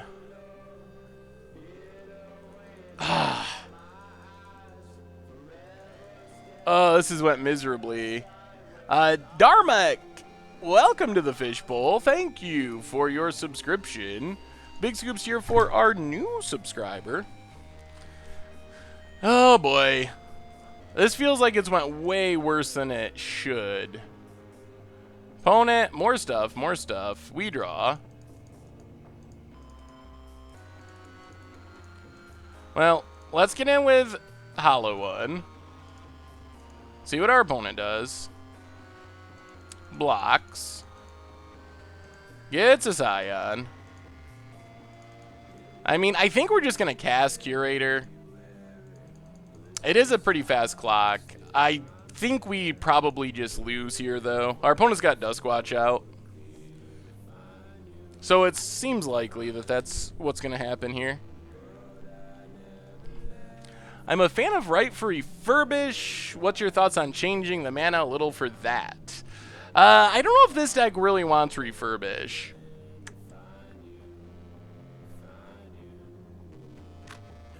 I think you'd have to really change this deck to Refurbish because we're only playing one God Pharaoh's Gift, and if you're going to go on the Refurbish plan, I think you need closer to 4 God Pharaoh's Gifts.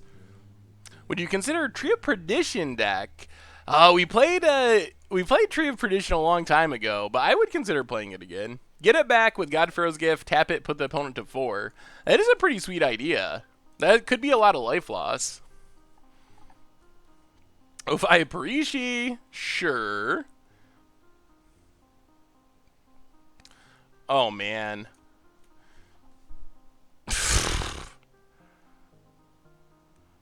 Yup. Well, I also feel like our opponents run pretty well. They've had their Driven to Despair every game. They've had at least 1 or 2 artifact destruction spells every game, and they've had Westwell Abbey every game. So I feel like they have run a bit above average.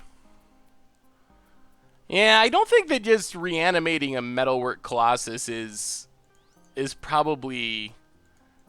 I don't know if that's worth it, really. That probably sounds weird, but I'm not sure that just doing that is good enough. Because it's just kind of a 10-10. I've never played Eternal. I plan on playing it at some point, but I haven't gotten a chance to play it yet. Opponent. Tapping, tapping.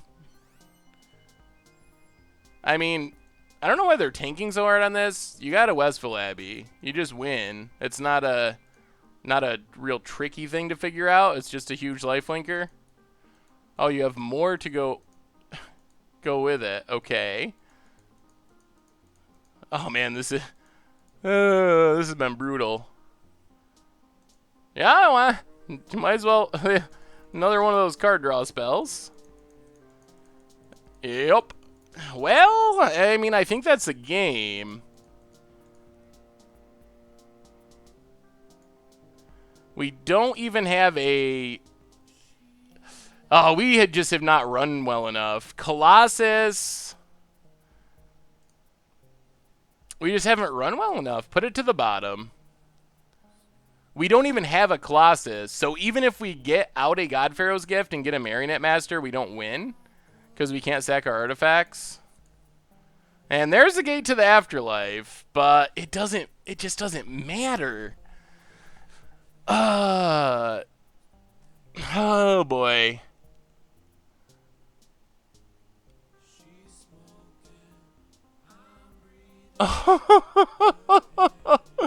So close. Is there any way to get a win out of this?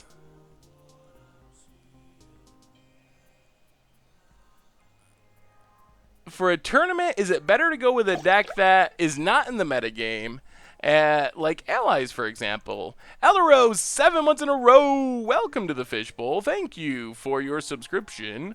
Big scoops here for our new subscriber. 7, 8, 9, 10, 11. Yeah, actually, I think you're right. I think that works. No, it doesn't work. They have Manglehorn. Well, I guess we can... Creatures gain menace. Yeah, we're just dead. Oh, my goodness. No matter what we get, it's not good enough. We don't have lethal. We have a tap gate to the afterlife. Yep, and they realize they have menace, and that's the game. Yeah, I mean, I thought we were dead there, but you got me, chat. You got me. Oh man, the deck does cool things. So where are we at so far? I mean, we're 1-2. The deck has felt better than that. I mean, we lost one game by punting. I feel like I don't know. I don't know. It feels like it's better than the record's indicating. But we got to do a quick 30-second break. We haven't had one yet. Be right back with round number 4.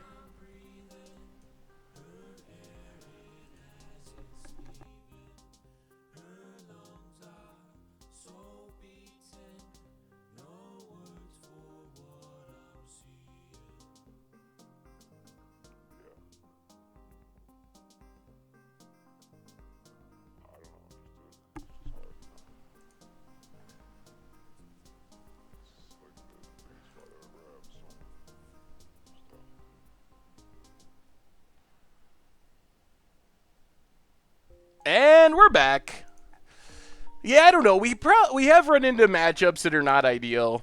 Not having any answers to Colossus, definitely an oversight in the build of the deck, I think. All right, on to round number 4. Let's see if we can at least get one treasure chest out of this league, which means we got to win the last 2. We're going to try this. We have Insolent Neonate for a redraw. We have Champion. We have Riverwinder if we can get to blue mana. So I think this is fine. Yeah, I mean, the amount of Artifact hate is potentially a problem as well. Play a Mountain. Play Insolent Neonate. Pass the turn. We really just need to get one blue source. That's our main concern. Inspiring Vantage for our opponent. And Toolcraft. Well, come on, Island. Walking Ballista. Well, get in with Neonate. We gotta sack the Neonate. We gotta hit a land here. Come on, deck. Give us a bit of luck. Sack Metalwork Colossus. Alright, there we go. That's good. I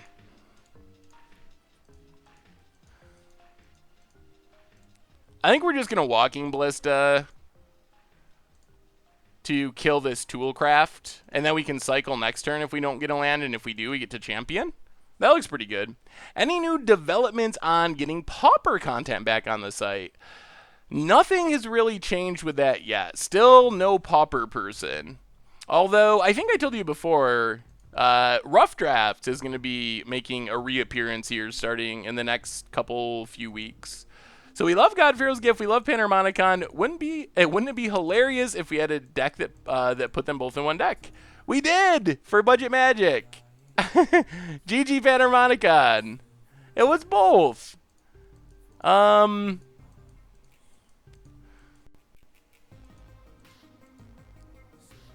let's just cast Walking Ballista. We're actually getting pretty close. Next turn we get to Champion. We already have 4 creatures in our graveyard.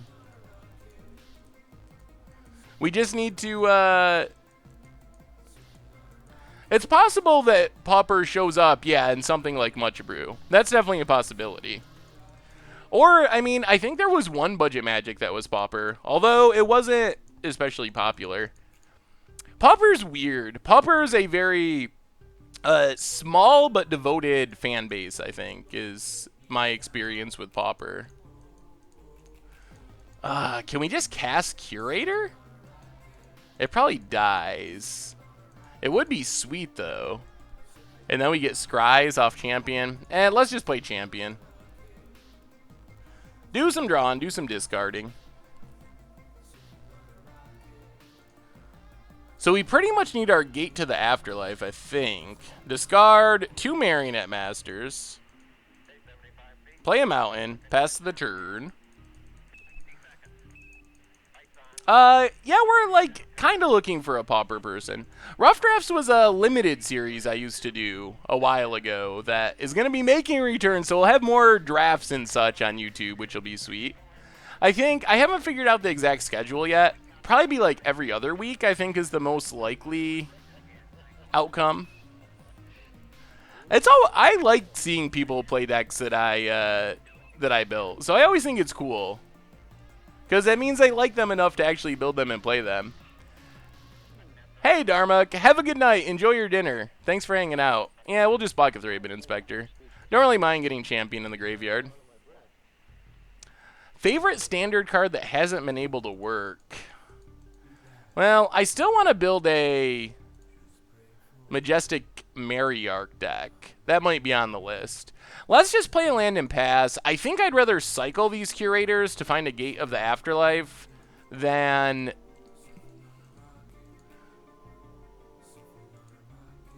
just cast them, because they're probably just going to die. And double cycle seems like a good way to find it. Also, if we get lands, we can get this Champion of the Wits back, or Champion of Wits back, which would be sweet. We kind of made Hapatra work. We at least played it. Unlicensed Disintegration. Well, we're going to try to put a counter on this. And then kill Thraben Inspector. So, ping Thraben Inspector. Ping Thraben Inspector. Also fizzle the damage. What about Mirage Mirror in the gift deck? Mirage Mirror gifts pre-combat. Ooh. You can never have too many gifts. There. Oh, I see. Well, that makes sense. Let's cycle Curator. Well, more cycling. Our opponent probably has Abrades too, which is worth being aware of. For the next PPTQ, what do you think? Blue-White Control or Eldrazi Tron? Ooh, there it is. All right, 1, 2, 3, Gate to the Afterlife. That was a good draw. So now we get to get our God Pharaoh's Gift, and our opponent's tapped out. So get our God Pharaoh's Gift. I don't think we kill our opponent unless they don't block. We're going to get back our Marionette Master. We're going to make servos. We're going to attack our opponent, see if they block. If they don't block, they die. They do not block. Oh, man, opponent's never seen the deck before. All right, well, we'll take it. Sack, sack. This is the power of the deck. Opponent's never seen it before, and now we win. Oh, my goodness. Oh, Bionic Broccoli, 5 months in a row. Welcome to the Fishbowl. Thank you for your subscription. Big scoops here for our new subscriber. Well, that's the power of the deck. You can see how it works. Oh man, it does cool things like that when it works, and it's so sweet. I would probably play Eldrazi. Well, I would probably play Blue-White Control, but I think Eldrazi Tron is probably the right choice. Although Blue-White Control has crept up the format a bit recently. It's higher up the format than you would expect. So I think both are okay choices, but I would probably go with Eldrazi Tron if the goal was to win. Which I'm assuming if you're playing a PTQ, that's probably the goal. Chromatic Core is an interesting comparison for Majestic Mariarch. I can kind of see that. Yeah, the deck is super sweet, the Great Gato. When it does its thing, it's super sweet. The combo kill is just so ridiculous. We just 20'd our opponent. What's up, Mouchette?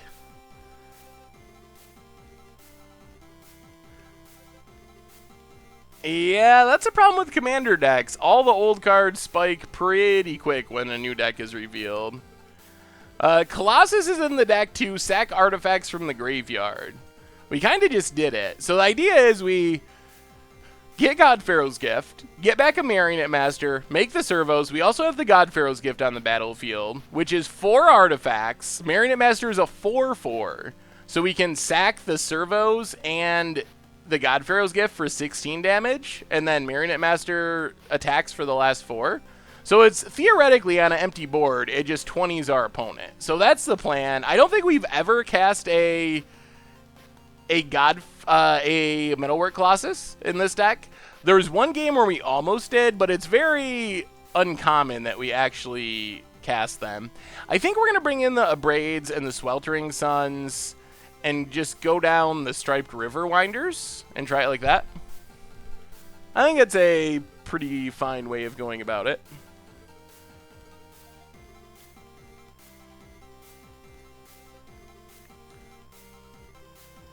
Yeah, definitely has some really explosive turns.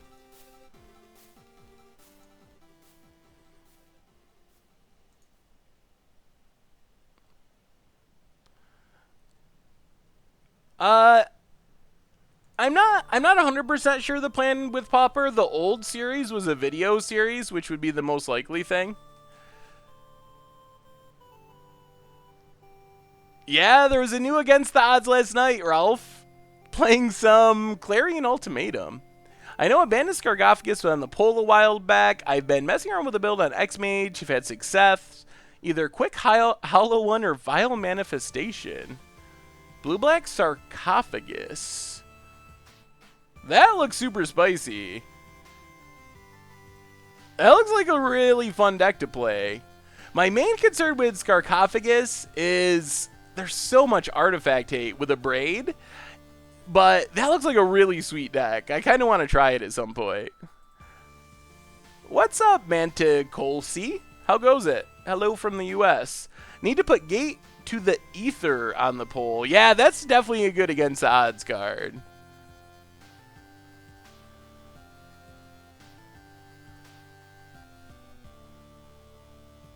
Sarcophagus. Someone tried to say I said the wrong. How can you say the wrong? I don't even think that's possible. I want to build a Majestic Marionette deck. I already have a ready deck list, but I will build it after rotation when my old deck becomes unplayable and the new duels will be available. Basically, Eternalized, Anointed Procession, Temet, and Aven Wind Guide. Ooh. That sounds like a fun post-rotation build. Well, let's Spire Bluff, pass the turn. Thankfully, we can discard these Colossi to our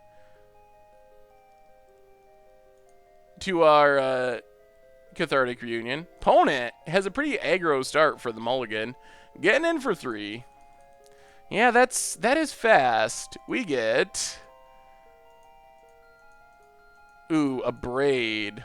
Alright, let's wait one more turn. Let's play Spire Bluff. Next turn we can Cathartic and play Hollow One, so it's probably better to just kill something here and wait. Probably in Commander Thunder. The one thing that I really dislike about Commander cards is they're not legal in any formats. You can't play them in Modern or any place. I really think they need to make Commander sets Modern legal. I think it would make it so much more fun. Opponent gets in. Planning on running Infinite Paradox Engine Storm deck, do you think it's too hurt by a Braid, or does it work? Yeah, I think it can still work, although it's definitely worth being aware of a Braid. A Braid is a good card against it, but I think that it still can work. I'm actually coming around on Hollow One, mostly in somewhat combo-y type builds, but yeah, Hollow One is actually pretty sweet. Ooh, there's our God Pharaoh's Gift. Now we probably got to discard that. So play the Island, Cathartic Reunion, discard Metalwork and God Pharaoh's Gift, so it doesn't get... Oh, no. Yikes. Oh, boy. That was not a good Cathartic Reunion for us. Oh, man. The top of our deck is not friendly this game.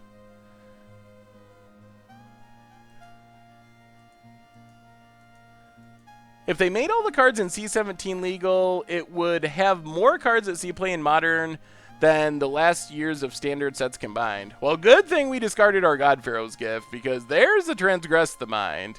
Losing the Colossus doesn't really hurt. And our opponent probably can't even attack. Ooh, Alright, play Spire Bluff. Do we get in? Let's just pass. We want to get as much value as possible out of the Sweltering Suns. I think that Wizards might have to change... Disintegration? Alright. I think they might have to change their design a little bit on some cards. Like, you wouldn't want True Name Nemesis to be Modern legal. But a lot of the cards would be... Oh my goodness, deck. A lot of the cards would be fine in Modern, and... True Name Nemesis isn't even like a great Commander card or anything. So I don't think it would really hurt Commander if Wizards didn't print True Name Nemesis so it could be in Standard. And so many of the cards from the set would be super sweet.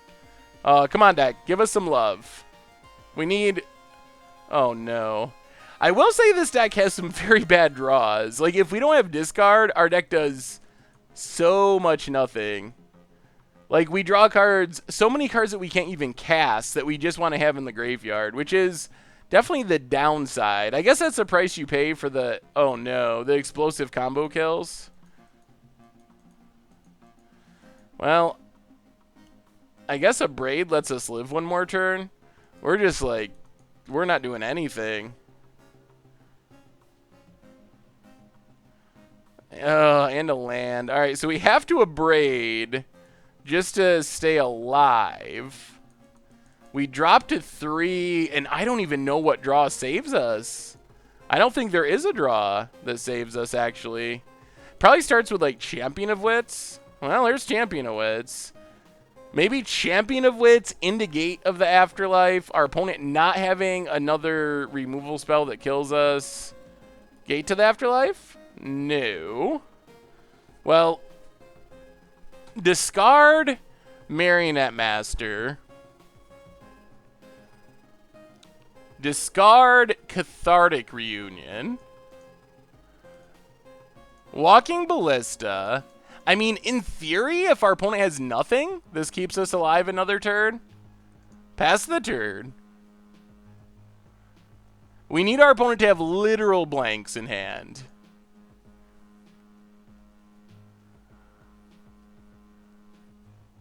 Here comes Scrap Heap, I assume.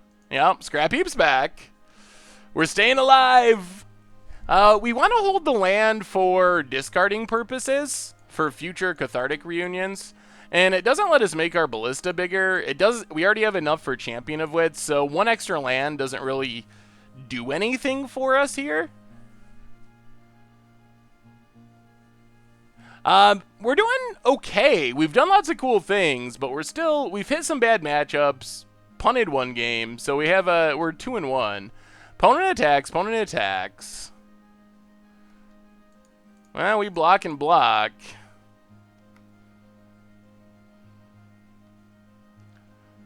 I still don't know what draws we have. I guess it's still probably Gate to the Afterlife is our best / only draw. Gate to the Afterlife? Walking Ballista. Well, that's actually a real draw. I think we have a new donation. $2 from Cheeks Like a Who. Sup, Seth? Just your favorite whore saying hi. Well, good to have you back, Cheeks. I'm just going to call you Cheeks from now on. And thank you so much for the donation. Definitely appreciate it. And sorry again for butchering your name so horribly last time. I think Ballista X4 actually buys us a turn. We can block one Scrap Heap, ping a Needle Spires, and shoot down the other Scrap Heap. I mean, this isn't winning us the game, but it's kind of keeping us sort of alive. Yeah, I mean, we're dead to Unlicensed Disintegration. We can't do anything about that. We're dead to Abrade. We're dead to tons of stuff.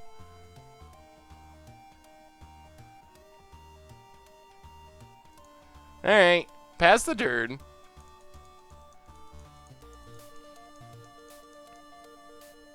See what our opponent's got.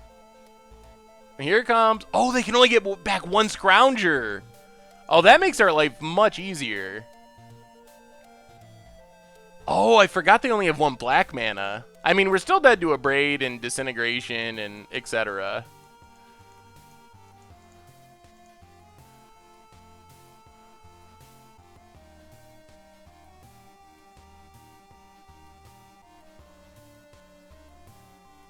We can actually keep our Ballista alive. We can ping, ping, ping?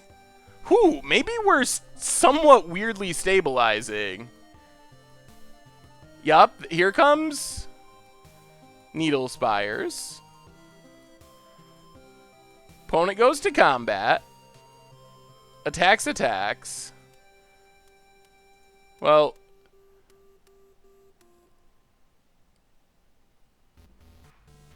Kill Needle Spires. Kill Walking Ballista.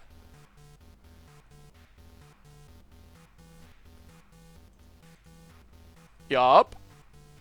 Wow! Come on, Gate to the Afterlife. Opponent plays a tap land. Gate to the Afterlife.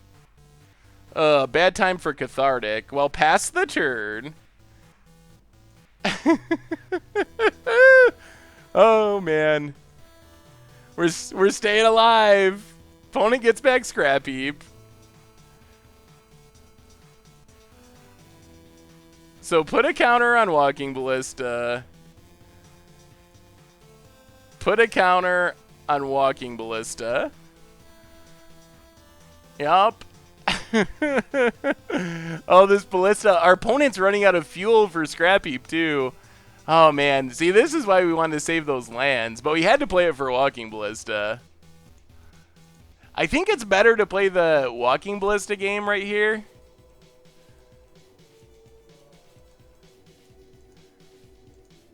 Here comes Needle Spires. Opponent goes attacking. So block scrap heap.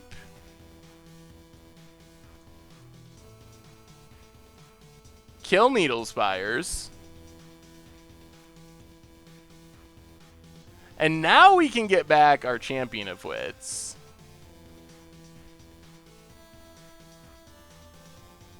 Veteran, oh no.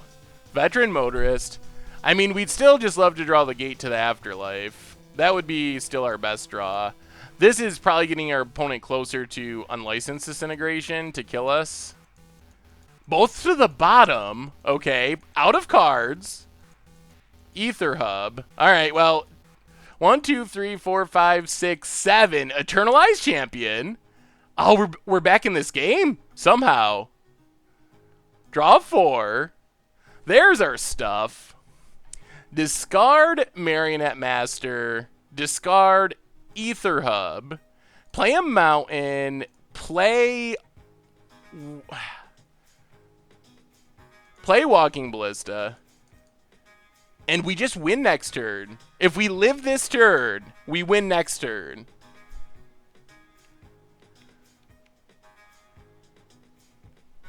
We need them not to draw Unlicensed Disintegration. Another Motorist. We got it. We got it. Oh, there's no way we should have won this. We were so dead. Now we just get the combo kill. Wow. Yeah, Marionette Master can do some super crazy things. Yup. Alright, opponent. You did some scrying, but I don't think it matters, because we got the Gate. 1, 2, 3, Gate to the Afterlife. And I expect our opponent to just scoop. Well, not yet. Sack Gate. Get back God Pharaoh's Gift. Go to combat. Get back Marionette Master. And we will servo it up. Attack, attack. Shoot down a Veteran Motorist. Drain our opponent. And then Metalwork Colossus, sack, sack. Metalwork Colossus, sack, sack. And I think that's 20 if I counted right. Oh, this deck is so sweet when it does its thing. Oh, man. We didn't even need the attacking. So much damage out of nowhere.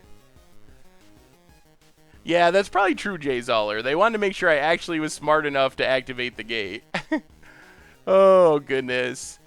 Would you say using Magic Online is worth it versus the free alt... Whoa.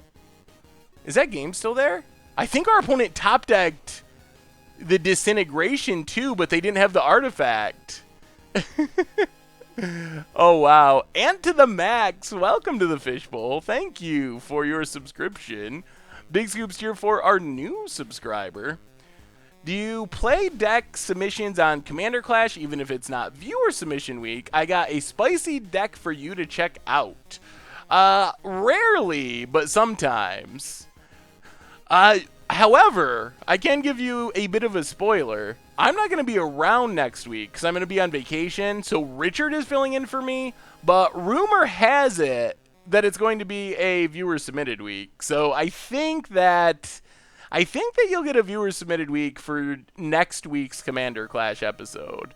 So while I personally wouldn't play it because I'll be gone, Richard, Tomer, Jen, Tom, any of them. But I think it'll be officially announced on Friday when the episode goes up. So usually you can just put the deck in the YouTube comments or in the comments of the article on Goldfish. Either one works. I brewed a deck last week, won our 33% FNM. It's cheap, easy, fun to play, beat mono red, black red control in top 8. Ooh. Jund aggro. Oh.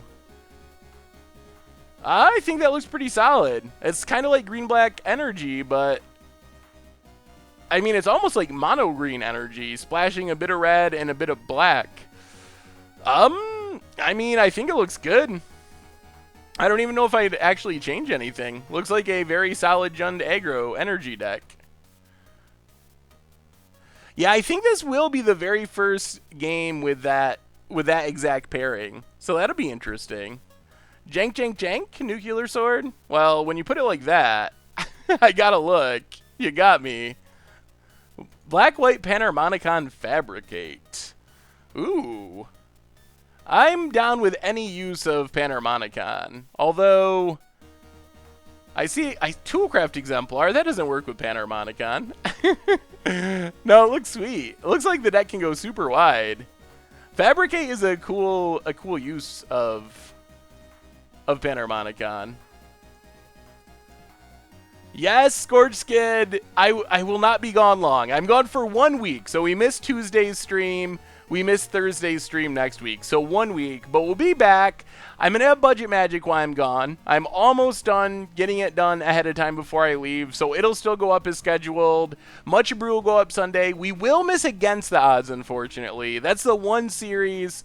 Well, and maybe the next Much Brew on the next Sunday, actually. But most of the content, I got the deck text recorded, so most of the content will continue as planned. Uh-oh. Expedition Envoy.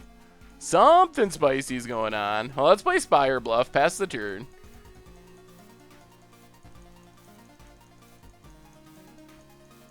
I think we played Bant Spirits a long time ago, actually. Oh, you're welcome, Scorch Skid.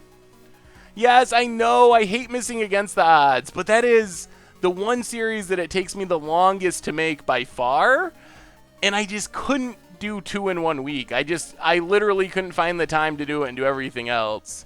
I've been working overtime trying to make sure I have as much content done as possible, but Against Odds is the one deck that one main series that I couldn't get done. There'll probably be a little bit of small things, like I think there might not be a Brewers Minute next week, but deck techs are done. Much of Brew for this Sunday is all edited. I just got to do the article. Budget Magic is like halfway edited, so it's getting close. So we're getting there. We're getting there. I'm just gonna visit some family. Also, I've been looking for houses, potentially buying a house. So I'm gonna use the beginning of the week to do some stuff I want to do for that, and then hopefully use the end of the week to go down Pennsylvania way and visit some family. Big Star Tuna, welcome to the Fishbowl. Thank you for your subscription. Big scoops here for our new subscriber. Richard doesn't stream, actually. Richard is he'll fill in for the Commander Clash video, but Richard doesn't, I don't think Richard has ever streamed that I know of. Let's sack this Neonate. Opponent's got a pretty fast clock. We're going to need to get a combo kill here pretty quick. Oh, boy. Double Marionette Master is not what we were hoping for. Down to 15. Oh, deck! Oh, my lordy. Lordy, lordy. That is the worst. Thunderos, welcome to the Fishbowl. Thank you for your subscription. Big scoops here for our new subscriber. Well, pass the turn.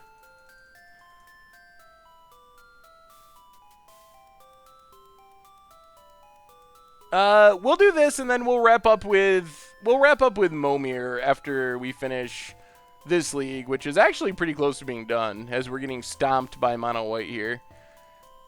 We could we win from here? It seems unlikely. How do we win? I think we got to draw a Cathartic Reunion. I think that's our one chance is Cathartic Reunion. Cathartic, not Cathartic Reunion. Yeah, this means we can't win. I mean, we can cycle Hollow one.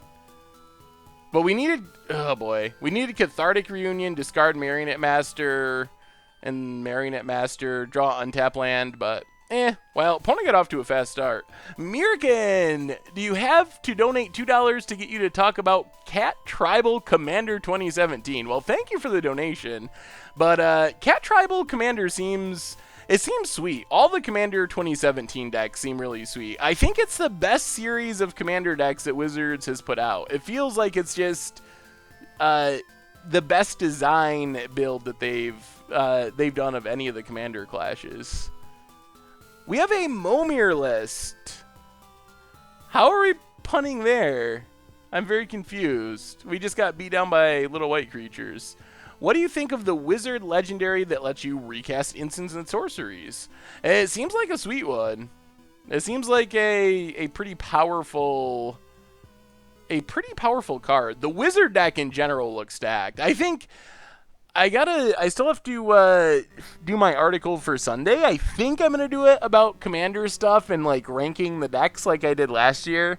And Wizards looks really sweet, but I'll have a better view of it after I really think it through. I missed the Commander talk at the beginning of the stream. Wanted to hear the Wizard talk. Yeah, I mean, I like the Wizards, especially the Eminence Panharmonicon from your Command Zone Wizard. That one's my favorite. But the Wizards, in general, it seems like the best of the bunch to me. I won my F&M playing Jund Aggro. Ooh, lots of Jund Aggro. Everyone's having success with Jund Aggro. Congratulations. Riverwinder is just in the deck for cycling. It is a pretty good cycler. We want a cycle. We need a bunch of creatures in our graveyard for Gate to the Afterlife, and it's a pretty good way of filling our graveyard. What else are we going to go down? Maybe we got to go down like a Colossus and a Curator? I guess we can try it like that. That's a lot of sideboarding in.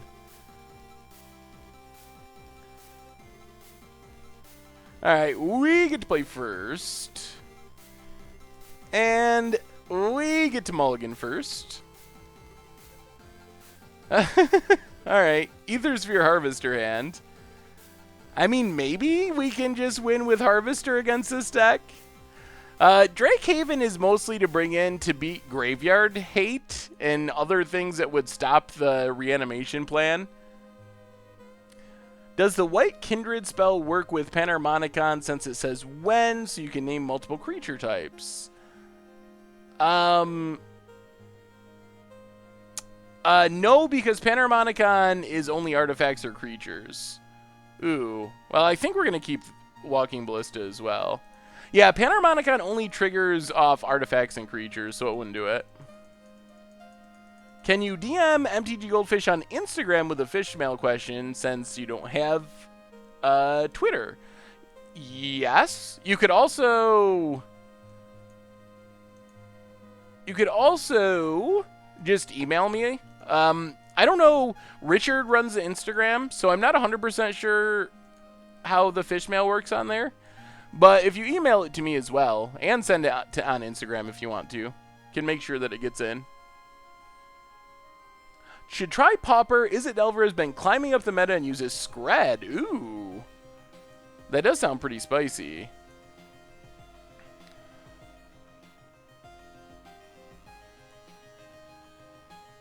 Alright, we're just going to kill Gossip Monger, I guess. Oh my goodness. Oh my goodness! Holy, oh my goodness. Double, that was a classic double punt. Oh man, we are so fortunate to have not gotten punished there. Okay, I will take it. Oh my goodness. Our opponent could have just flipped it. and we would have gotten so wrecked. But sometimes if you confidently punt, your opponent doesn't seem to realize, and they punt back. Oh, I can't believe we got away with that. Oh, that would have been very bad. But now everything's okay again. Yeah, I don't know how we got away with that, Great Germ. Oh, really? Alright. I really wanted that to live. Wow. Really? You're gonna do that? Oh, deck. Well, play the mountain, pass the turn. We're not making much headway here, unfortunately. We haven't got anything to fill our graveyard. I guess it's partly because we sideboarded out some of our graveyard stuff. Glory-bound Initiate. Pumps the Thalia's Lieutenant. Yeah, that's pretty... Oh, no. Really? Double Thalia's Lieutenant? Oh, boy. Well, how do we get out of this? Do we get out of this? It's up to a 4/4. Sweltering Suns doesn't get it.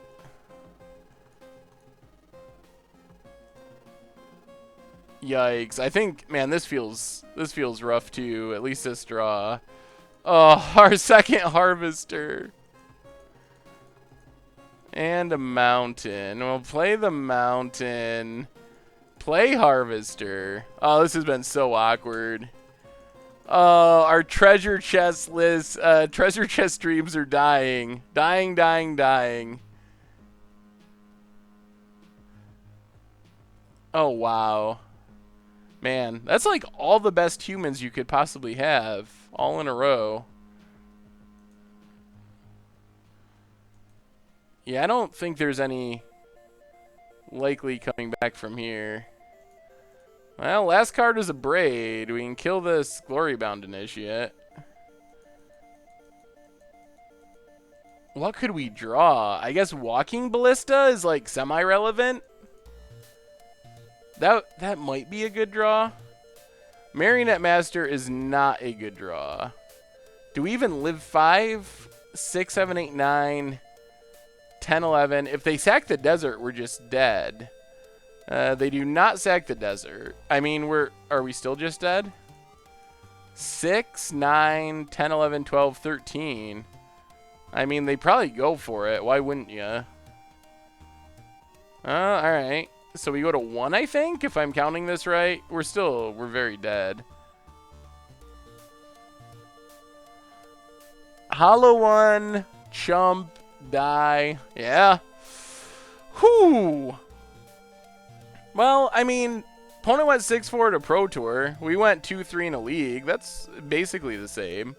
So we ended up 2-3, and I feel like there's a bit of misbuilding with the deck, or not even like misbuilding as much as the deck was built for almost exclusively beating mono red. Like, whoever built this for the Pro Tour, I don't remember who it was, really focused on beating mono red and really dedicated their sideboard to beating mono red.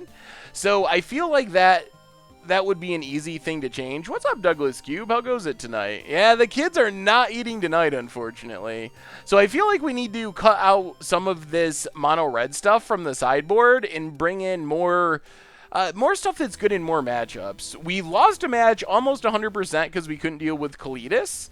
We also just lost to non-red aggro because we don't have cards for it. I mean, if our opponent's playing mono-white aggro, we just don't have options because we have 4 Chandra's defeats. So I think that's the biggest thing I would change with this deck is instead of going so exclusively at mono-red, try to widen the sideboard to be able to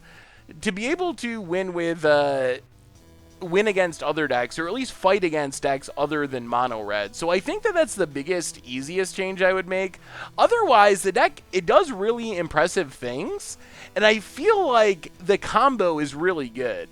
That was the most impressive part of the deck to me, was Marionette Master, God Pharaoh's Gift, Metalwork, Colossus. Like, just this stack of cards it feels like there's got to be a way to make that work. I don't know if this is the right shell. Some of the cards are probably part of it, but if you think about it, that shell is, I mean, that shell is essentially colorless. We never cast the Marionette Master. God Pharaoh's Gift, along with the Gate to the Afterlife, are colorless. The Colossus is colorless. So it feels like this shell could go into maybe, I don't know. Like, we've seen a lot of God Pharaoh's Gift decks.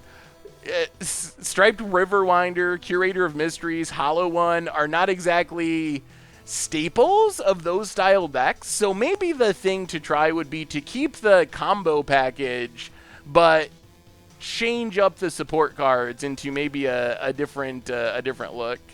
So that's my thoughts on it. How often are you checking your P.O. box? I have a signed Karametra signed by a bunch of people. It's just missing your signature. I mean, I check it every 2 or 3 days, typically. Something along those lines.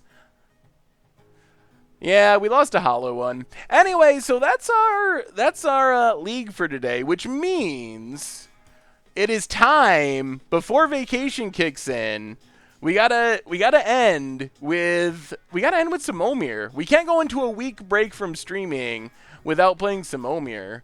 Ooh, Abzan Pummeler, Resilient Kenra. That's a cool Pummeler option. And Adorn Pouncer and Dreamstealer are sweet creatures to pump up. That's a pretty spicy take on Pummeler. I don't see a whole lot of energy. I guess you gotta tune with Ethers. That's super spicy. I like it. Alright, so I think, do I wait for rotation to get into standard? Yes and no. So I'm going to pull up the Momir lay, so we can Momir on our, to wrap up our stream tonight. We missed Momir on Tuesday, so good thing we are getting it in tonight. So I think if you're concerned about rotation, I think you want to either wait until after rotation, or you want to get a deck like Energy or Mono Red that's probably going to survive rotation. Those are the two things to do. I haven't tried Standard Poison Arrows. No, I'm not exactly sure what Standard Poison Arrows is, actually. Just by the name, it sounds funny. Momir list. Who do we got? Fearless Joe, Wanderer, Digglewraith, Skycopter, Swimmer's Sword, Murkin, Great Germ, Bearman, Agent Blur, and Kalanabi. So who do we got? Who's gonna Momir? It is Momir time. Yeah, Momir is really interesting if you've never seen it before. Alright, Wanderer. Well, send me a challenge and I will accept it. You know, we might actually get in 2. We'll see how long this one goes. We might actually get to do 2 games of Momir to wrap up the stream, since our league went pretty quick. Oh, Bearman. Where's Bearman? All right, so, oh, number 2 spoke up. All right. Well, whoever is at the top of the list, Wanderer is number 2. So you get the first game, Wanderer. So send me the challenge. And then Bearman, if we get in a second game, you might have a chance because you're fairly high up on the list and Wanderer is out of the way. So it's Momir time. A nice random way to wrap up our stream tonight.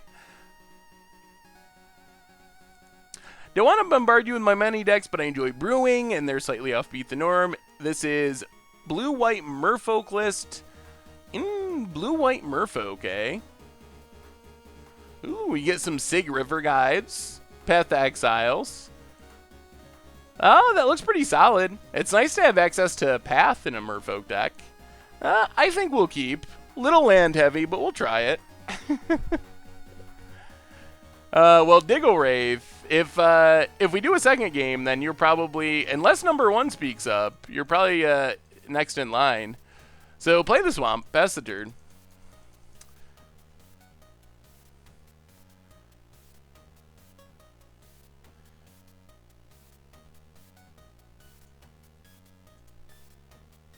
Poison Arrows is about Death Cut creatures, Pathway Arrows, Pathway arrows makes creatures ping, and since it death touch, it just dies.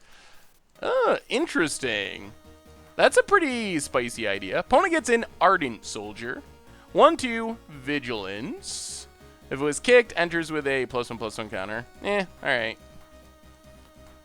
Well, we get a 2-drop. Hopefully it's a little bit better than Ardent Soldier.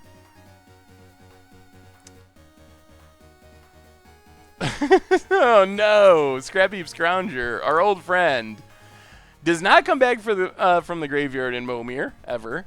You can send a challenge from the main homepage of Magic Online. If you add the person as a buddy or a friend, then you can right-click on them and do send challenge. Opponent gets Nat Alley Creeper.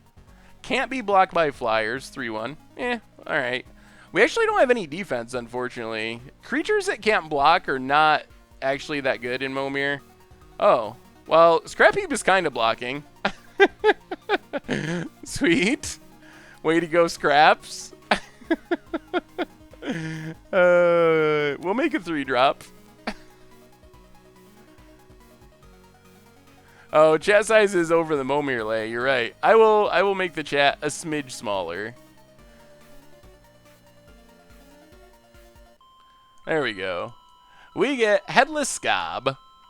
Ooh, 3/6 is pretty big. And 3/6 for 3 is actually super big.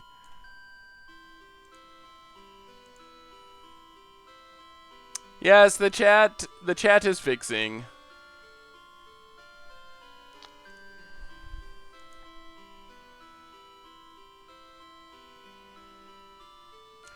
This is a Momir pile.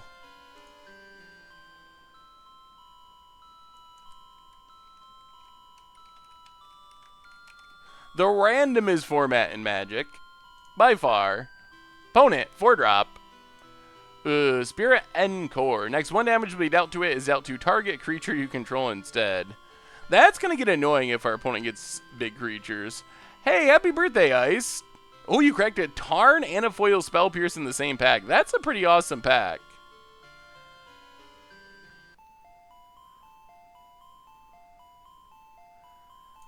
It sort of matters what lands you play. So you want to play lands that have creatures with good activated abilities, which are mostly red and black lands, and also usually try to avoid playing... I try to avoid playing too many colors because of land walk abilities. So try to avoid islands especially, but I usually just play swamps and mountains unless I hit an ability that makes me play another color land. What do we get? Aurora, Eidolon, sack it, prevent 3 damage. Oh man, not very big, not very good. Well, let's get in with our... Yeah, let's attack with both, actually. Yeah, I think that's fine. Go aggro. How do I beat black-white zombies in Standard? I play red-green energy with no pummeler package, but I can splash a color. Ooh. That's actually...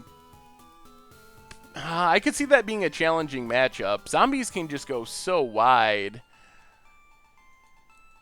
Maybe, I don't know what your removal is, but I mean, I guess focus on trying to keep the best zombies off the table and then being able to leverage your bigger threats like bristling hydras and stuff. I mean, I guess maybe I wonder if the pummeler package would make it better, because then at least you could probably kind of combo kill even through a huge board of zombies, like a whole bunch of zombie tokens. Sweltering Suns is a good option. We did lose a game to a pun. Although, I don't know if we would have won that match. That was a Cletus match, and man, Cletus is really hard to beat with that deck. But we would have won the game. That is very true. Opponent. Oh no, Riku of 2 reflections. Only triggers on non-token creatures, so I guess it's actually horrible in Momir. Sweet and Commander though. Hey, it's going pretty well, Weber. Good to see ya. Opponent gets in with the Spirit Encore. What's the nuttiest draw you've ever nutted? Oh man, I don't even know. There's been a lot of nutty draws. I'm trying to think of a specific one. It's really hard to say. Like, it depends on the deck. I think, like, when we were playing the Vengevine deck, getting a, I don't know, 12 power on turn 2 or something. Oh, wow. Silver Queen's pretty sweet. That's pretty good for that deck. There's also decks that are built on, like, turn 1 killing people, and then getting a nut draw is pretty normal. The deck was sweet, but it was definitely... We lost a game because of punting, but we also lost some games due to... It felt like the deck was very much built to beat mono red, especially as far as the sideboard, and not really prepared to beat other decks. So we lost, I think, 2 matches, I would say, mostly because the sideboard was so focused on mono red, and we just didn't have answers to Colossus. We played mono white humans, which is, I mean, not a deck you really expect to face anymore, but all of our removal, Souls of Ravnica, all of our removal was for the red deck, which was a problem.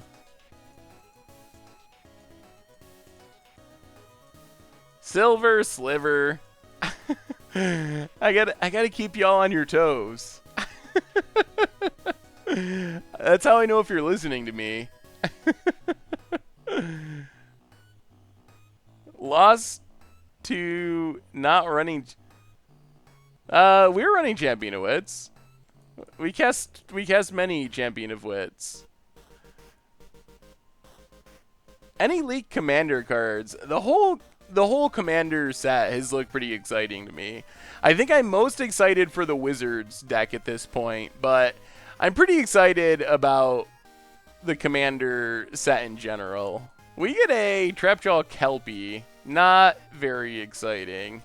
Just a 3/3 for 1,000,000 mana.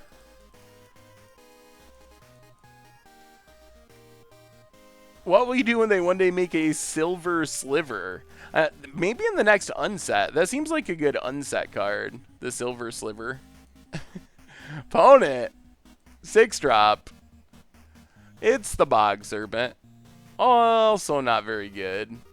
Well, I guess it's a 5/5, so it's not the worst. We're going to have a hard time beating this Soul of Ravnica. Yeah, we'll find out tomorrow. I think we should have the full spoiler for Commander. And I'm sure there'll be some good reprints. I don't know if there'll be anything super high-end. I mean, we've already seen, like, the Dragon deck. Scion of the Ur-Dragon is a few dollars. Also, Scourge of Valkyries, something like that, is a few dollars. So we've seen some okay reprints so far. Opponent. Gonna do some sliver chumping. Pass the turn. I don't remember the deck, but there was one game where chat went berserk because lethal was a tad obscure and you had to use... Oh, yeah. That was a good one, Nick. Yeah, what were we playing? Some sort of Metalwork Colossus deck. And we ended up winning, but I took a line that was different than the one the chat was trying to explain, and we still won. Oh man, that was so good. Petrified Woodkin, just a 3/3. Pro Instance, not very good. I don't know if I punted 5 times today. I mean, the definition of punt is somewhat loose. Well, I guess we can block this thing, right? The definition of punt is like somewhat loose because we count losing the game because I did something incredibly stupid, the same as, like, I don't know, missing 1 point of damage and still winning the game. So I think there was one major punt, and I'm sure there were other, like, punts along the way, but there was one major game-changing punt. The other punts I don't think actually, like, really had a impact on how the games played out necessarily. Finished 2-3. Ran into some really hard matchups.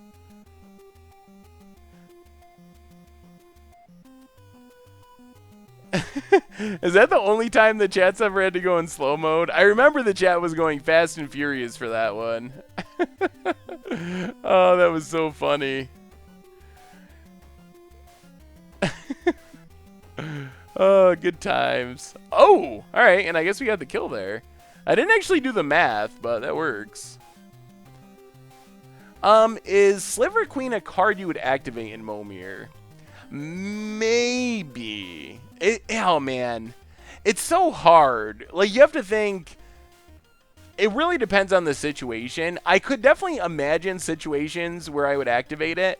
But generally, I think, especially in the late game, when you have 8 mana, I think the random 8-drop is most likely better than 4 1/1s. So I think normally I would make 8 drops. Although I think there are situations where I would... that thing's actually pretty aggressive. That will be a 3/3 flyer at some point, and flying's pretty good in general. But I think generally you just make an 8-drop. Are you going to get to play Momir, Agent Blur? I don't know where you are on the Momir list, so I'm not 100% sure. I don't...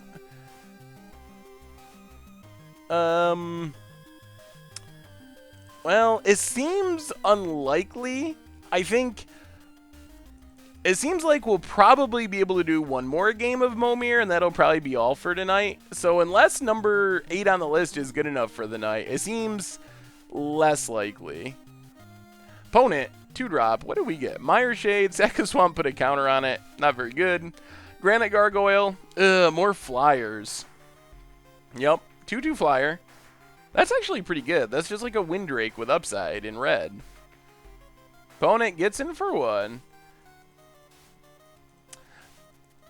8 is pretty... I mean, as far as the normal converted mana cost, obviously if you can get to like 13, you're guaranteed to Emrakul the Promise End. If you get to 15, you have a pretty high percentage of hitting Emrakul the Eon's Torn.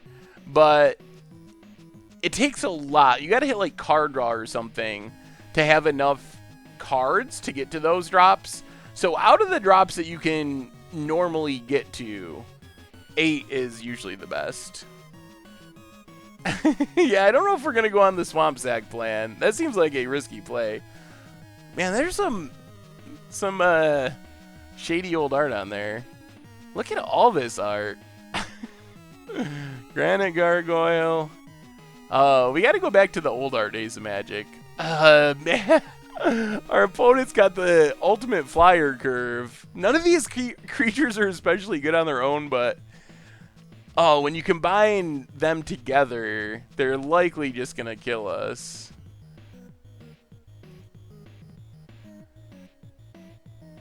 Granite Gargoyle was like normally a heavily played card back in the day. Interesting. How times have changed. Granite Gargoyle would be like a good draft common today. And that is its ceiling, is good draft common. I think we have a new donation.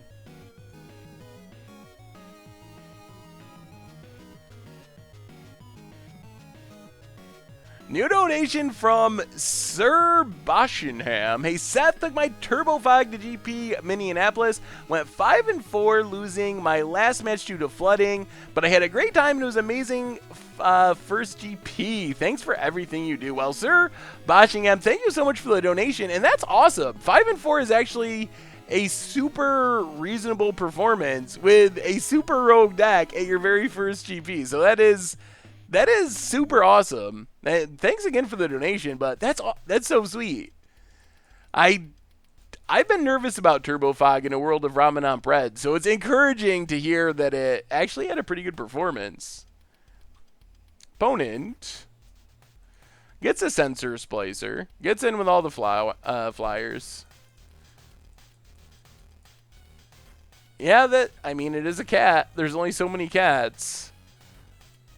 So it probably will end up seeing play. It probably will be in the cat deck, because there's not that many cats to reprint. Actually, I guess it won't, because it's Naya colors. Add a card win form. Well, it's a flyer. That does help us stay alive for a minute.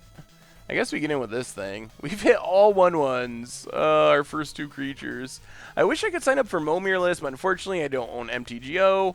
I doubt there's any chance we can meet on X-Mage. Yeah, I don't really play on X-Mage, so it seems unlikely. We played the Colossal gift stack. God Pharaoh's Gift, Metalwork Colossus, deck in standard. It was pretty, I mean, it was super sweet, and the combo was super good. It has some problems, but it was definitely a really unique and fun deck. Are Snowlands legal in Pauper? I assume so, since they were commons. I guess I haven't actually, yeah, because someone was saying there's a Scred deck in Pauper, so I believe they must be. Volcanic Rumbler for our opponent. Oh, in Momir? No. In Momir, you can only play actual basics, no snow-covered basics. It would be sweet, so we could make our opponent's stuff lose flying. I usually play MTG in real life. How much would it cost to get into Magic Online? It really depends on what you want to do. If you just want to, for some weird reason that I will never understand, it costs $10 to sign up for an account. And then, other than that, you basically have to pay for getting cards. If you want to just, like, play Momir, I think it's like another $10 to get the Momir avatar, roughly that price range. If you want to play Tier 1 standard deck, it's going to probably be $100 to $200. If you just want to play casual commander decks, we make tons of those decks that are $20 or less, and they could be even less than that. So it really depends on what your goal is. It is cheaper than paper, especially for really expensive cards. Like a legacy, tier legacy decks on Moto are more like $500 instead of $3,000. So there is a price decrease, but it's definitely not free either by any means. Masamuro First to Live, power and toughness equal to twice the number of cards. Oh man, it's gonna die. We're not running very good here.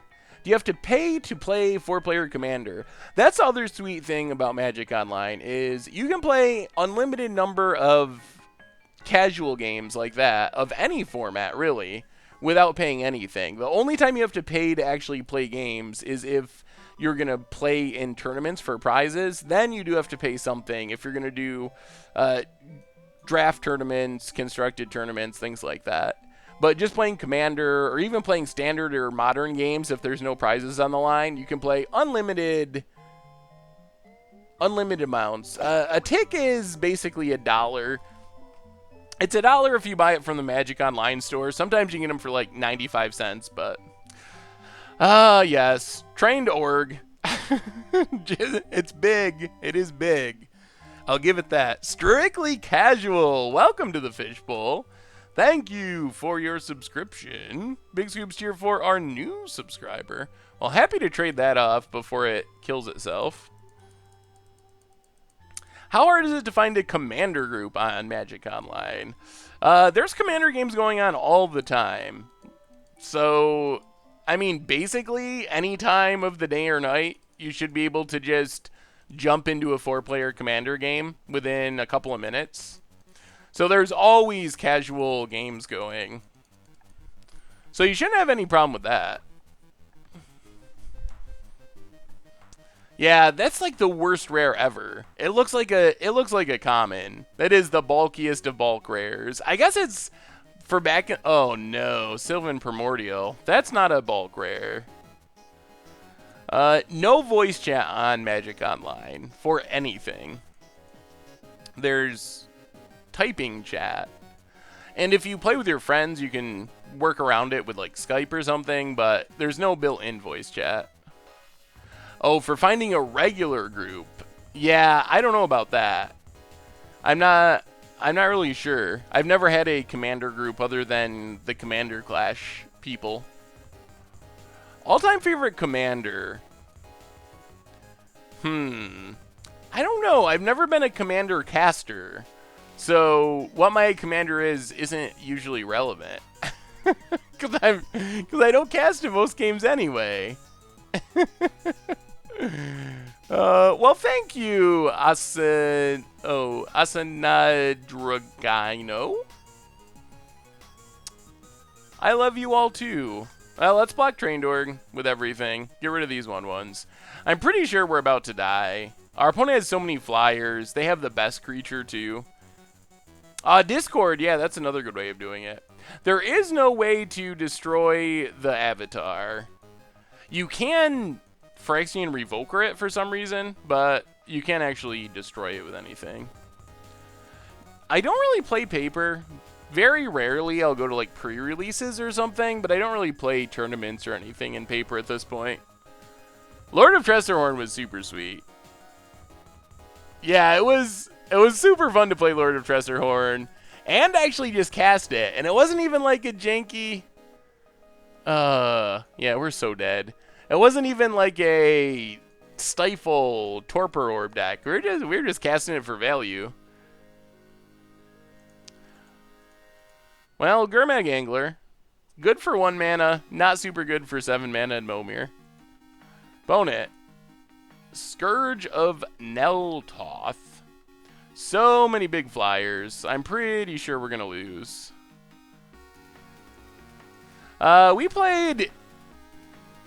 We played Colossal Gift for our Standard League. God Pharaoh's Gift, Metalwork Colossus, Marionette Master, Wombo combo. It was actually pretty sweet, although our record didn't necessarily reflect the sweetness. Opponent.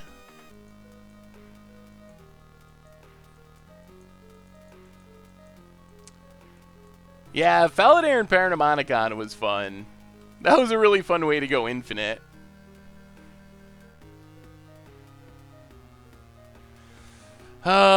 We could skip a turn. I don't know. I assume we're just gonna die. I think there's 7 mana stuff that helps us. Our opponent's playing pretty conservatively. Okay. I'm guessing, okay. I think we're still gonna die, but that makes us slightly less likely to die. Yeah, I don't think we can skip a turn. I think we're too far behind if we skip. So I think we just gotta hope we get lucky with 7. When it enters a battlefield... Wait. Oh! Whoa! That's actually super good. When it or another creature enters the battlefield, it fights a creature your opponent controls. Wow! I've never had Gruul Rage Beast in Commander before. Or Momir before, rather. Yeah, that is a way we could actually get back into this game. I mean, it's going to be hard to kill our opponent's big stuff, but we can double block it. So I think we might actually be in this game again now. The Rage Beast is super insane. Opponent. War and Peace. Creatures controlled by play. Well, I guess we just choose... we'll see. See what our opponent chooses. I think we have another donation. Thank you so much, everyone. $7 from Dumb Lake Curtis, trying to bribe you to be friends with Tomer for 1 game of Commander Clash. I am friends with Tomer every game. Oh, thank you so much for the donation. Definitely appreciate it. Tomer just doesn't understand my friendship. Tomer, our opponent, chooses peace. So that's toughness boost. Well, I think we take war. It makes our fighting better. Oh no! Oh, it's bugged! I forgot! This ended a Commander Clash game! Oh, it's still bugged. That was months ago. Moto. Seriously, Moto. Oh my goodness. Alright. Well, I guess I'm going to scoop it up. Oh, Moto.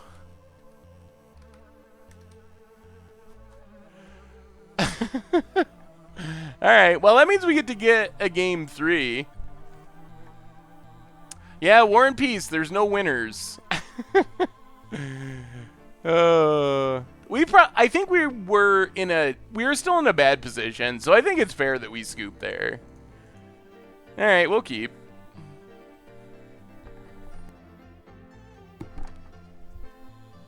So, Mountain, go. So, for some reason, Archangel of Strife just crashes the game. And you're supposed to choose War or Peace, but it never lets you choose. It just keeps doing the same thing over and over again until you scoop. It just never registers the choice or something. Would strategic planning help the Colossal gift stack? It's another good way to get things in the graveyard. So, in that sense, I think it would be a fine addition. I think the bigger problem was the deck. I think we did a fine job getting things in the graveyard. We just had a really hard time beating certain things. Raw Shambler, whenever another creature you control dies, put a counter on it. Alright, pass the turn. Yeah, I think we reported it before, but maybe maybe I'll report it again. I'm sure they know about it. It just seems like Wizards or Moto. Moto stands for Magic Online. Magic Online Digital Objects was the original the original name. But so that's kind of hung on to some extent. But it's basically just a short a slang term, a shorthand for Magic Online. Exile it.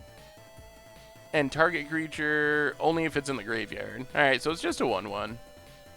Play a Swamp, and I think we gotta skip our 3-drop. Pass the turn. Yeah, they fix stuff that impacts competitive tournament games, but if it's something that's only played in Commander, it's way down on the priority list to get fixed. Goblin Chariot, getting some hasty damage. I like that flaming red boar pulling the chariot. Alright. Well, we'll take it. I don't really want to trade the Rot Shambler. Seems like it's going to grow a bit.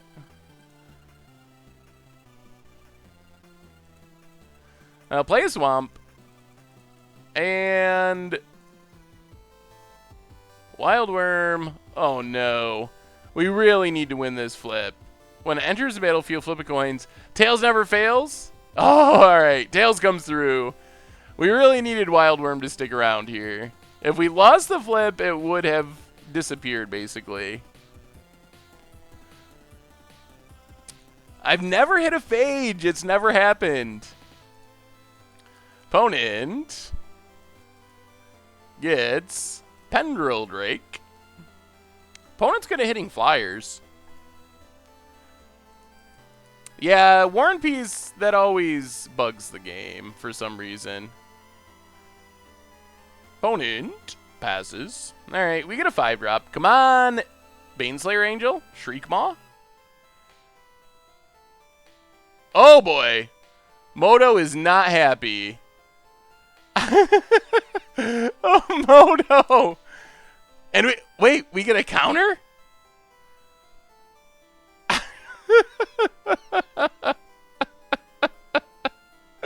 Oh, Moto! Moto is losing it tonight. So I think we hit Drakestone Forgotten? What was the card? Drakestone... Drakestown Forgotten.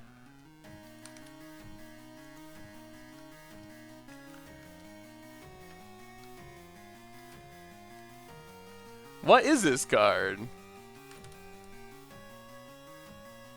When it enters the battlefield with +1/+1 counters where X is number of creatures in all graveyards. Remove a counter from it. Creature gets -1/-1.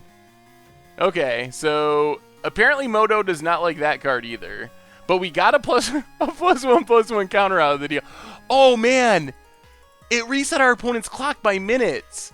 I remember when we were going into this game, our opponent was at 9 minutes because I was like, oh man, there's a chance our opponent times out. and it reset like 5 minutes on our opponent's clock. I think it did to me too. So it bugged out, reset the clocks. Moto. Who knows? Moto does what Moto wants. Mercurial Chemister is a lot of card draw. Thankfully, it can't damage us because there's no cards of converted mana costs.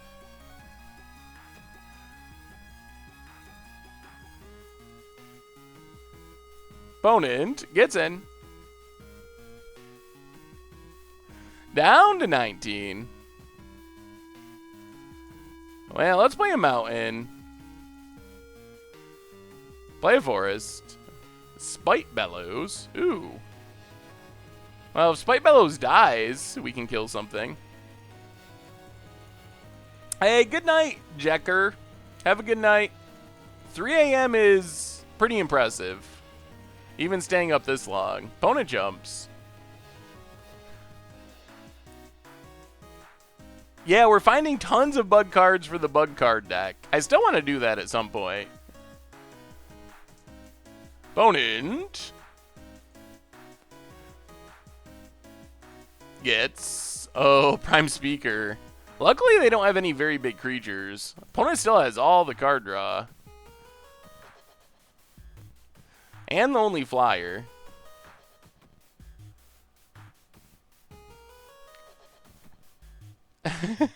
They have to sacrifice a goat to trading post every morning to keep Moto going. I wouldn't be surprised. Yeah, Spite Bellows, Rot Shambler. Sort of a combo. Not a great combo, but I guess it's a combo. We can kill one of our own creatures to get an additional counter. Spite Bellows is pretty good, because it's basically a 2-for-1 on the ground. So our opponent's going to have a hard time attacking on the ground. Yeah, I'm interested to see what Magic Arena is. Magic Duels is probably the most likely outcome. Or a remake. Ooh. Bane is actually very good. Yeah, I guess we attack here. Bane is like Annihilator that's not Annihilator. And Annihilator's pretty good in Momir. Opponent doing some jumping. Oh, gonna trade. Alright. That makes sense. Raj Ambler up to a 3-3. It's gonna become a threat. It's getting there. It's getting there.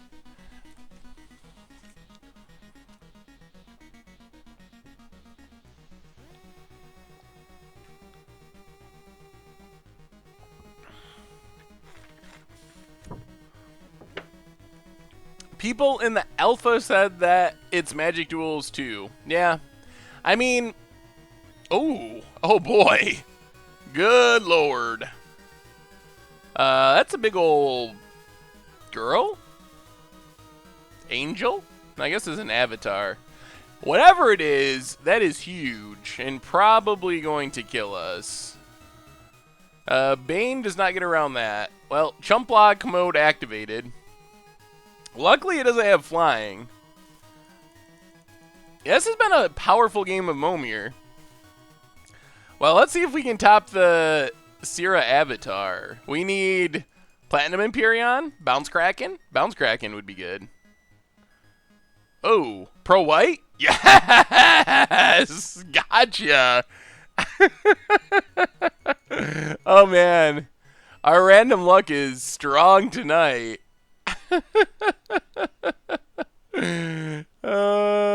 It's the Sarah avatar. Sierra. Yes, I know. Oh, Chroma was a great hit there. I don't know where you are on the list, Bearman. I think that's the...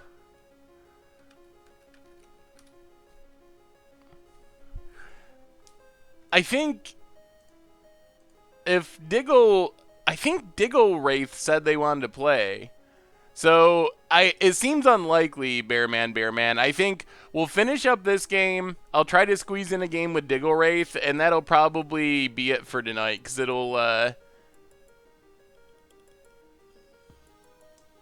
be then it'll probably be time to wrap it up for the night. So I'm sorry, but you'll be near the top of the list for next time we do Momir, which is good news.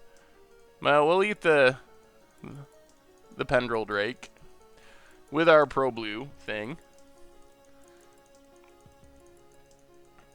Yeah, so be ready, Diggle Wraith, because once it's done, once we finish this game, it's your turn. That'll be our final game of Momir until vacation. You get the very last game. Opponent's getting all blue or white things, which is helpful with our Achroma. Can we start attacking? I think we do. Let's get in with Achroma. We can chump. We can chump this for a turn. Because if our opponent attacks, we can Spite Bellows and shoot down Maelstrom Jin. And by getting in damage, we actually shrink the Sierra Avatar. Diggle Wrath. Alright, we'll go with Diggle Wrath. That's probably correct. Are you really expecting me to read all the way to the end? That's so many letters. Oh, Stonehorse Chieftain. That makes things indestructible. Huh. This is actually a really scary card in Commander a lot of times. People don't play it very much, but it can be pretty scary. Oh, they all get indestructible? Oh my goodness. Oh dear. Oh dear. That's not even a little good. Oh, I think we die. Oh boy. Can we even live? I don't think we even live.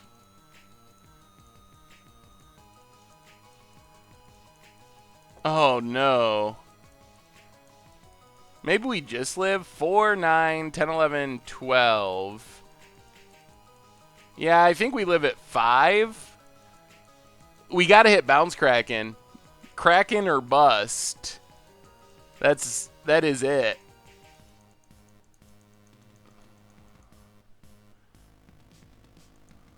Shriekmaw doesn't even help because it has indestructible, so we can't even Shriekmaw it.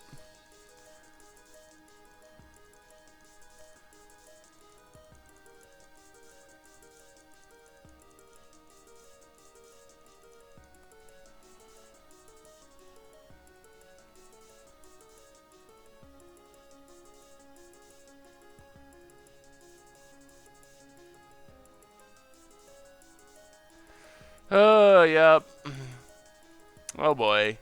Well, we gotta hit Bounce Kraken. I guess Hover Guard Sweepers would give us a chance, too. But those are pretty much our only 2 outs. Platinum Empyrean. I guess we have 3. 3 8-drops that can save the day. But it's got to be one of those 3. Hey, good night, Sir Bonshingham. Are you still in the delivery room or waiting room? All right, come on. All right. Good game, Wanderer. Good game. Yeah, Shambler wouldn't be enough, though. Good game, good game. Oh, boy.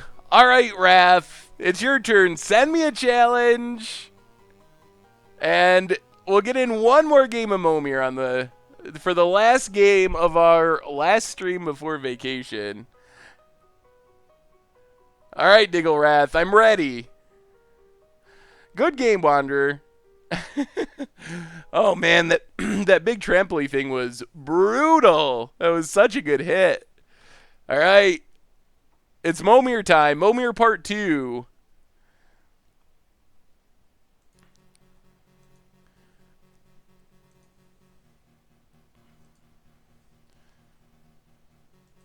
If you could design... Oh, man. I don't have an answer to that question. I have to think about that.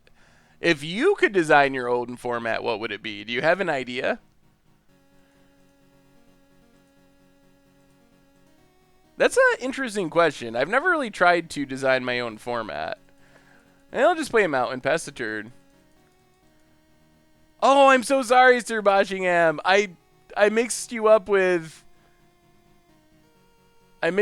someone else who donated earlier. I don't know why I was thinking that was you. Well, have a good night. Pona gets a verdant automation. Yep. Not very good. Just a 1/2. Unlikely that our opponent will ever activate it. We'll make a 2-drop. And we get... Ooh, Azure Mage is actually kind of sweet. Could get us to an Emrakul if things go well. I would try to do rules for modern jank being a thing. Yeah, I wonder if there's a way you could make a... jank format. I'm just going down to Pennsylvania to visit some family. Not doing anything super crazy. But it'll be nice to have a week off. Samite Archer. Ooh. Classic blue-white pinger. Back when pingers used to be blue. And also sort of white. I guess the white part's the damage prevention. Our Momir record is 0-1. But we went 2-3 with the Colossal gift deck. A Tarka Efreet. When it is turn face up, 1 damage to creature or player. Well, that's a good thing to kill with Samite Archer.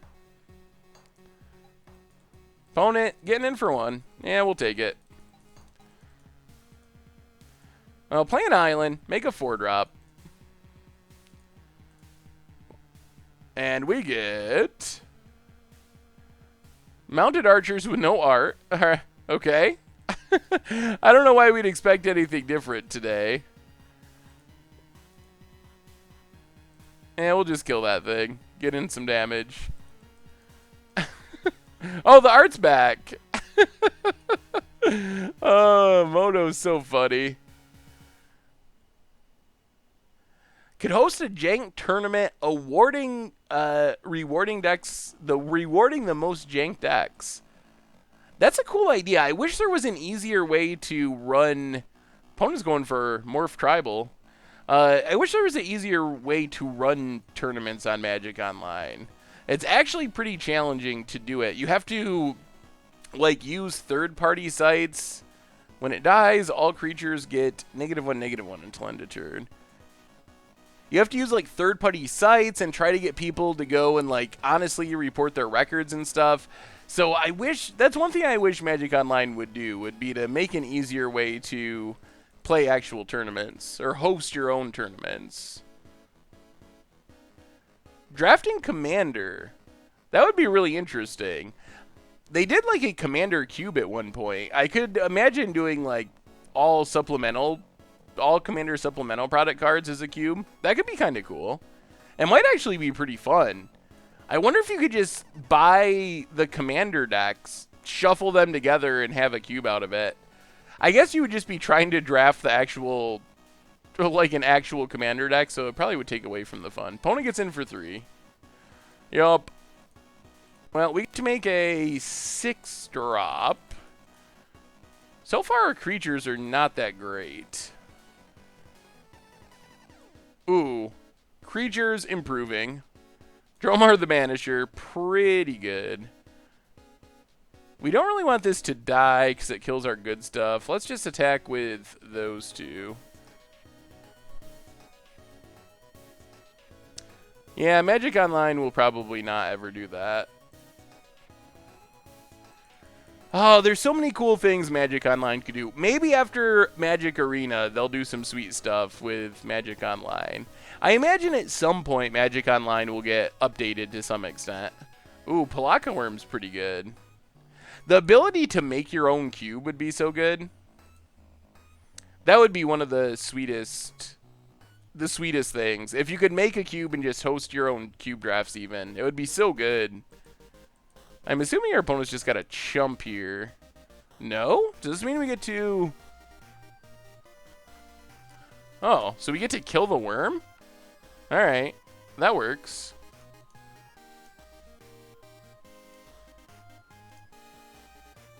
That worked pretty well. We'll just pass. I don't even think we want to make a 4-drop. On X-Mage, you can upload your own cube. That's cool.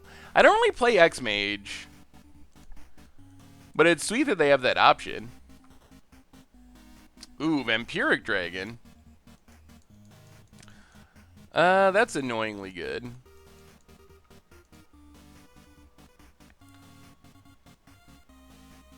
Well, let's go attacking. See what our opponent does here. Blocks, blocks. 2 and 4 is 6. This would be 5. Is there... Oh, there's no way of saving our...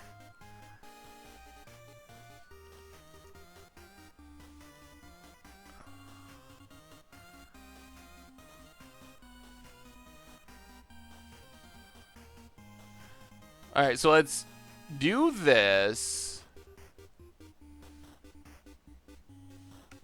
And then we ping 5. Ping that. Sack that?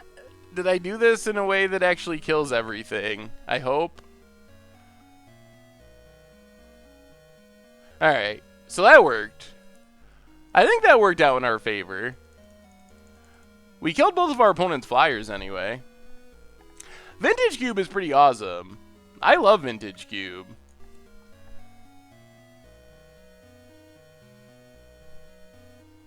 Opponent. 8-drop. Devouring Colossus. Pretty big, pretty big, pretty big. We're going to need a good 8-drop to match that. Come on, Hoverguard Sweepers. Ooh. Well, Godsire is big on the ground. Can that race a Devouring Colossus is the question. You would rather draft core sets than draft Cube? Yeah, we'll probably do Vintage Cube on stream.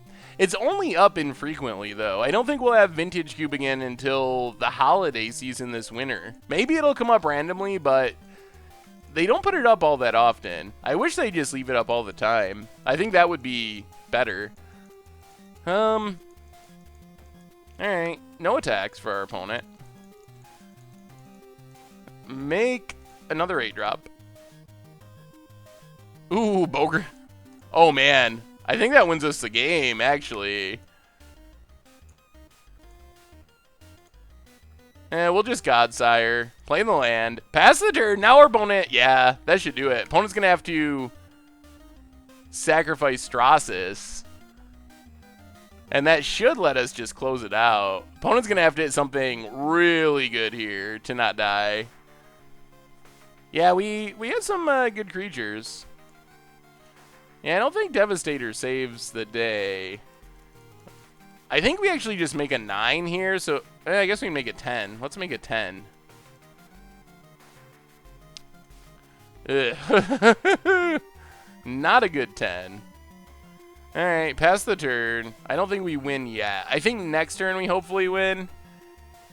Because we can keep making Godsire tokens. Unless our opponent hits like Bounce Kraken. That would reset things. I don't think that saves our opponent. Opponent. Well, we make another token. Make a 10-drop. Come on, Eldrazi. No more 3/3s.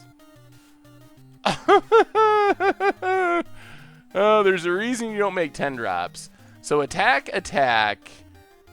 Opponent blocks. 5, 13... 14, 15, 16, 17, 18. All right, I think that's lethal still. I didn't count super close, but I think it's pretty much exactly lethal. Opponent blocks. I think? Yeah, I think that does it. Can I donate for you 4 chests to open so the kids might be able to eat next week? You can, of course, keep whatever you open. I mean, if you want me to open 4 chests after we finish this Momir game, Dusty, then by all means, I will accept a for the sake of the children. if you want to donate for the children's sake, then yes. Alright, on to game 2 of Momir. Yeah, just send me a trade, I guess, if you do want to do that. Mountain, go. Opponent gets a Rune Servitor. Alright. 2-drop for us equals... Yeah, we ended up 2-3. Ooh, we get the flyer this time. It's only a 1-1, but it can get bigger. Opponent gets in for 2. Down to 22. Come on, blue thing to pump our Briarberry cohort. Or Flowstone Wall. Okay, well, I guess that's gonna stop the Servitor aggression.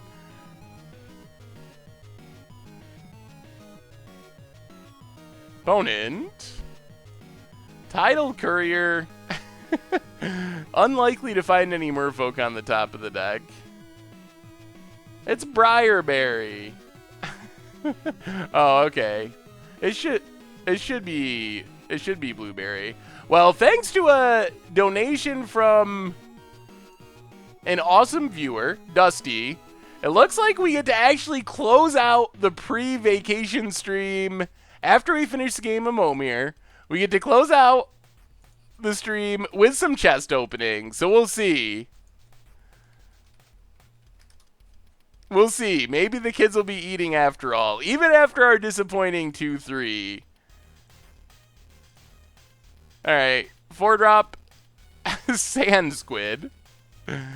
What does this do? Tap target creature. The creature doesn't untap during its controller's untap step for as long as Sand Squid remains tapped. Oh! That's actually, like, not bad. I don't think I've ever seen Sand Squid before, somehow. Huh. This seems fairly reasonable. Yeah, Dusty comes through with the treasure chest. Hopefully oh no. Consuming Aberration could get pretty big if the game goes long. We played, what's up 595? Good to see ya. We played the instant deck tech Colossal gift stack. God Pharaoh's Gift, Metalwork Colossus, Marionette Master. The deck was really sweet, but our record was not super strong. So hit our opponent. So we can just use this to tap a creature each turn. This is actually pretty good. I don't mind the Sand Squid. Alright. Opponent gets to pump a creature, and our Blueberry cohort is getting in some damage. Yeah, we can keep something tapped down every turn. It's kind of like an Old Man in the Sea, except you don't get to gain control of the creature. Did I ever reveal what creature I was flinging on Twitter? Yeah, it kind of came up. We're flinging Apocalypse Demons. Yeah, we'll tap the Courier. I'd rather block Consuming Aberration if we had a choice. Yeah, we'll untap you. Good old Sand Squid. Let's make a 6. Flyer? Oh! Horror of the Broken Lands gets bigger, too. That's pretty sweet. Unfortunately, it's Arcbound Fiend. Beginning your upkeep, you may move a +1/+1 counter from target creature onto it. Fear. Alright, let's go aggro. Let's tap this thing. Go attacking with Horror and Cohort. If our opponent blocks here, that's fine, because then they don't have anything to block our Fear creature.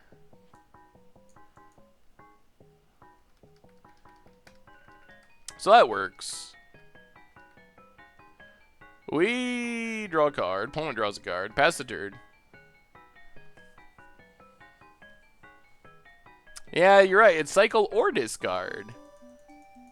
Opponent, 7-drop. Aye. Well, we're probably going to have to start tapping that down, because that is a really big flyer. So, untap Sand Squid.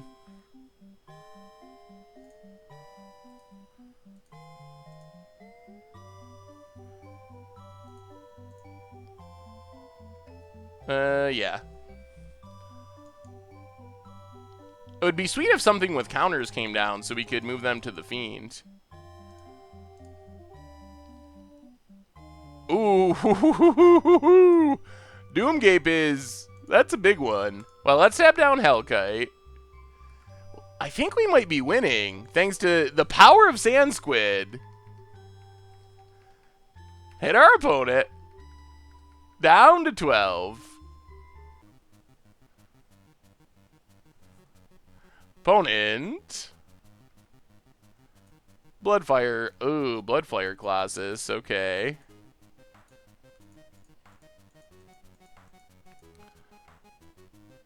Well, untap.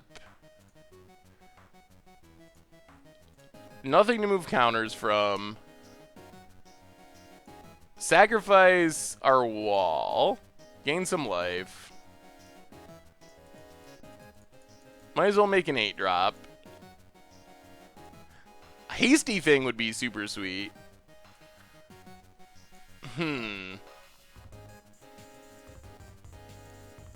Well, tap that. Go attacking. Does this make our opponent chump? I think they have to chump with fire. Oh, I think we might be getting there. Our Momir is coming through. I might have to play Sand Squid on Commander Clash, because it actually seems legitimately good. Well, our opponent's to Bounce Kraken or Bust territory, I think. Maybe Hoverguard Sweepers. They need one of those type of cards, though.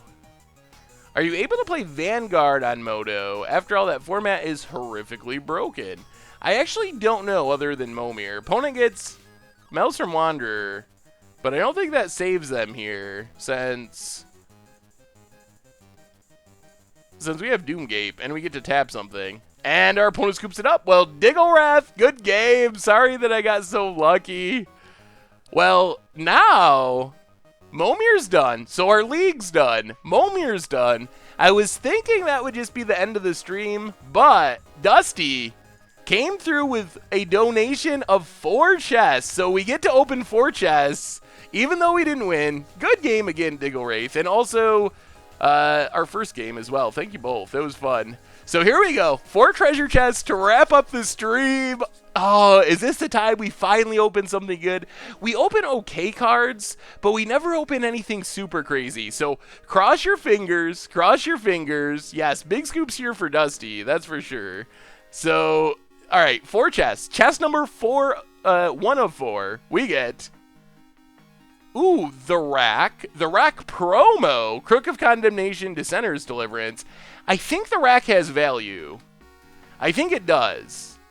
I think it has some value. Ooh! Oh! The Rack. Not bad. 1175. That's the best card we've opened in a chest in a long time. All right. Not bad. Not bad. Good start. Also, that art is actually super sweet. I really like the promo art. It looks like an actual rack. I will take it. Yeah, well, good start. Good start. 3 more to go. Chest number 2 of 4, thanks to Dusty. We get 15 play points, random black card, and a Sunscorched Desert. Playable, not valuable. All right, so a little below average, but play points, always nice. 2 more to go. 2 more chests to go. We get... Ooh, Mesmeric Orb, Overwhelming Stampede, and Sandblast. Mesmeric Orb might be worth a little something, I bet. I think it's worth something because of Mill. Mesmeric Orb, value, $3.17. All right, not insane, but that's fine. Yeah, the rack art is awesome. Well, this is it. This is our last one. Our last chest from Dusty. Come on. Rishiden Port, Black Lotus. This is our chance. Our final chance. Sweltering Suns, Survive the Night, and Unruly Mob. Well, Sweltering Suns is fine. Very playable. Unruly Mob, not so much. Survive the Night, definitely no. Well, those were some decent chests, thanks mostly to the rack being super awesome. So, Dusty, thank you again. That was awesome. The kids are eating, thanks to the rack. And if they don't eat, then I can put them on the rack. That'll be their punishment. I'm just kidding, and I actually don't have kids, so anyway, thanks again, Dusty. Thank you to everyone who donated and hung out and subscribed. It was super fun. So one more reminder, no streams next week. I'm going to be gone, but we'll be back on the next week. Also have content on the YouTube channel next week, so make sure to check that out. Goat Magic coming up tonight, Commander Clash, Budget Magic next week featuring a super sweet Fling deck, which I think people are going to like. Also, the replay YouTube, you can find all the old streams, including this one, in the future, coming up tomorrow, and the merch page if you're looking for another way to support the stream and channel and site. So thank you, everyone. You are amazing. I'll miss you next week while I'm away, but I will be back the following Tuesday, and look forward to doing it again then. So until then, have a wonderful weekend and a wonderful week next week, and I'll talk to you soon.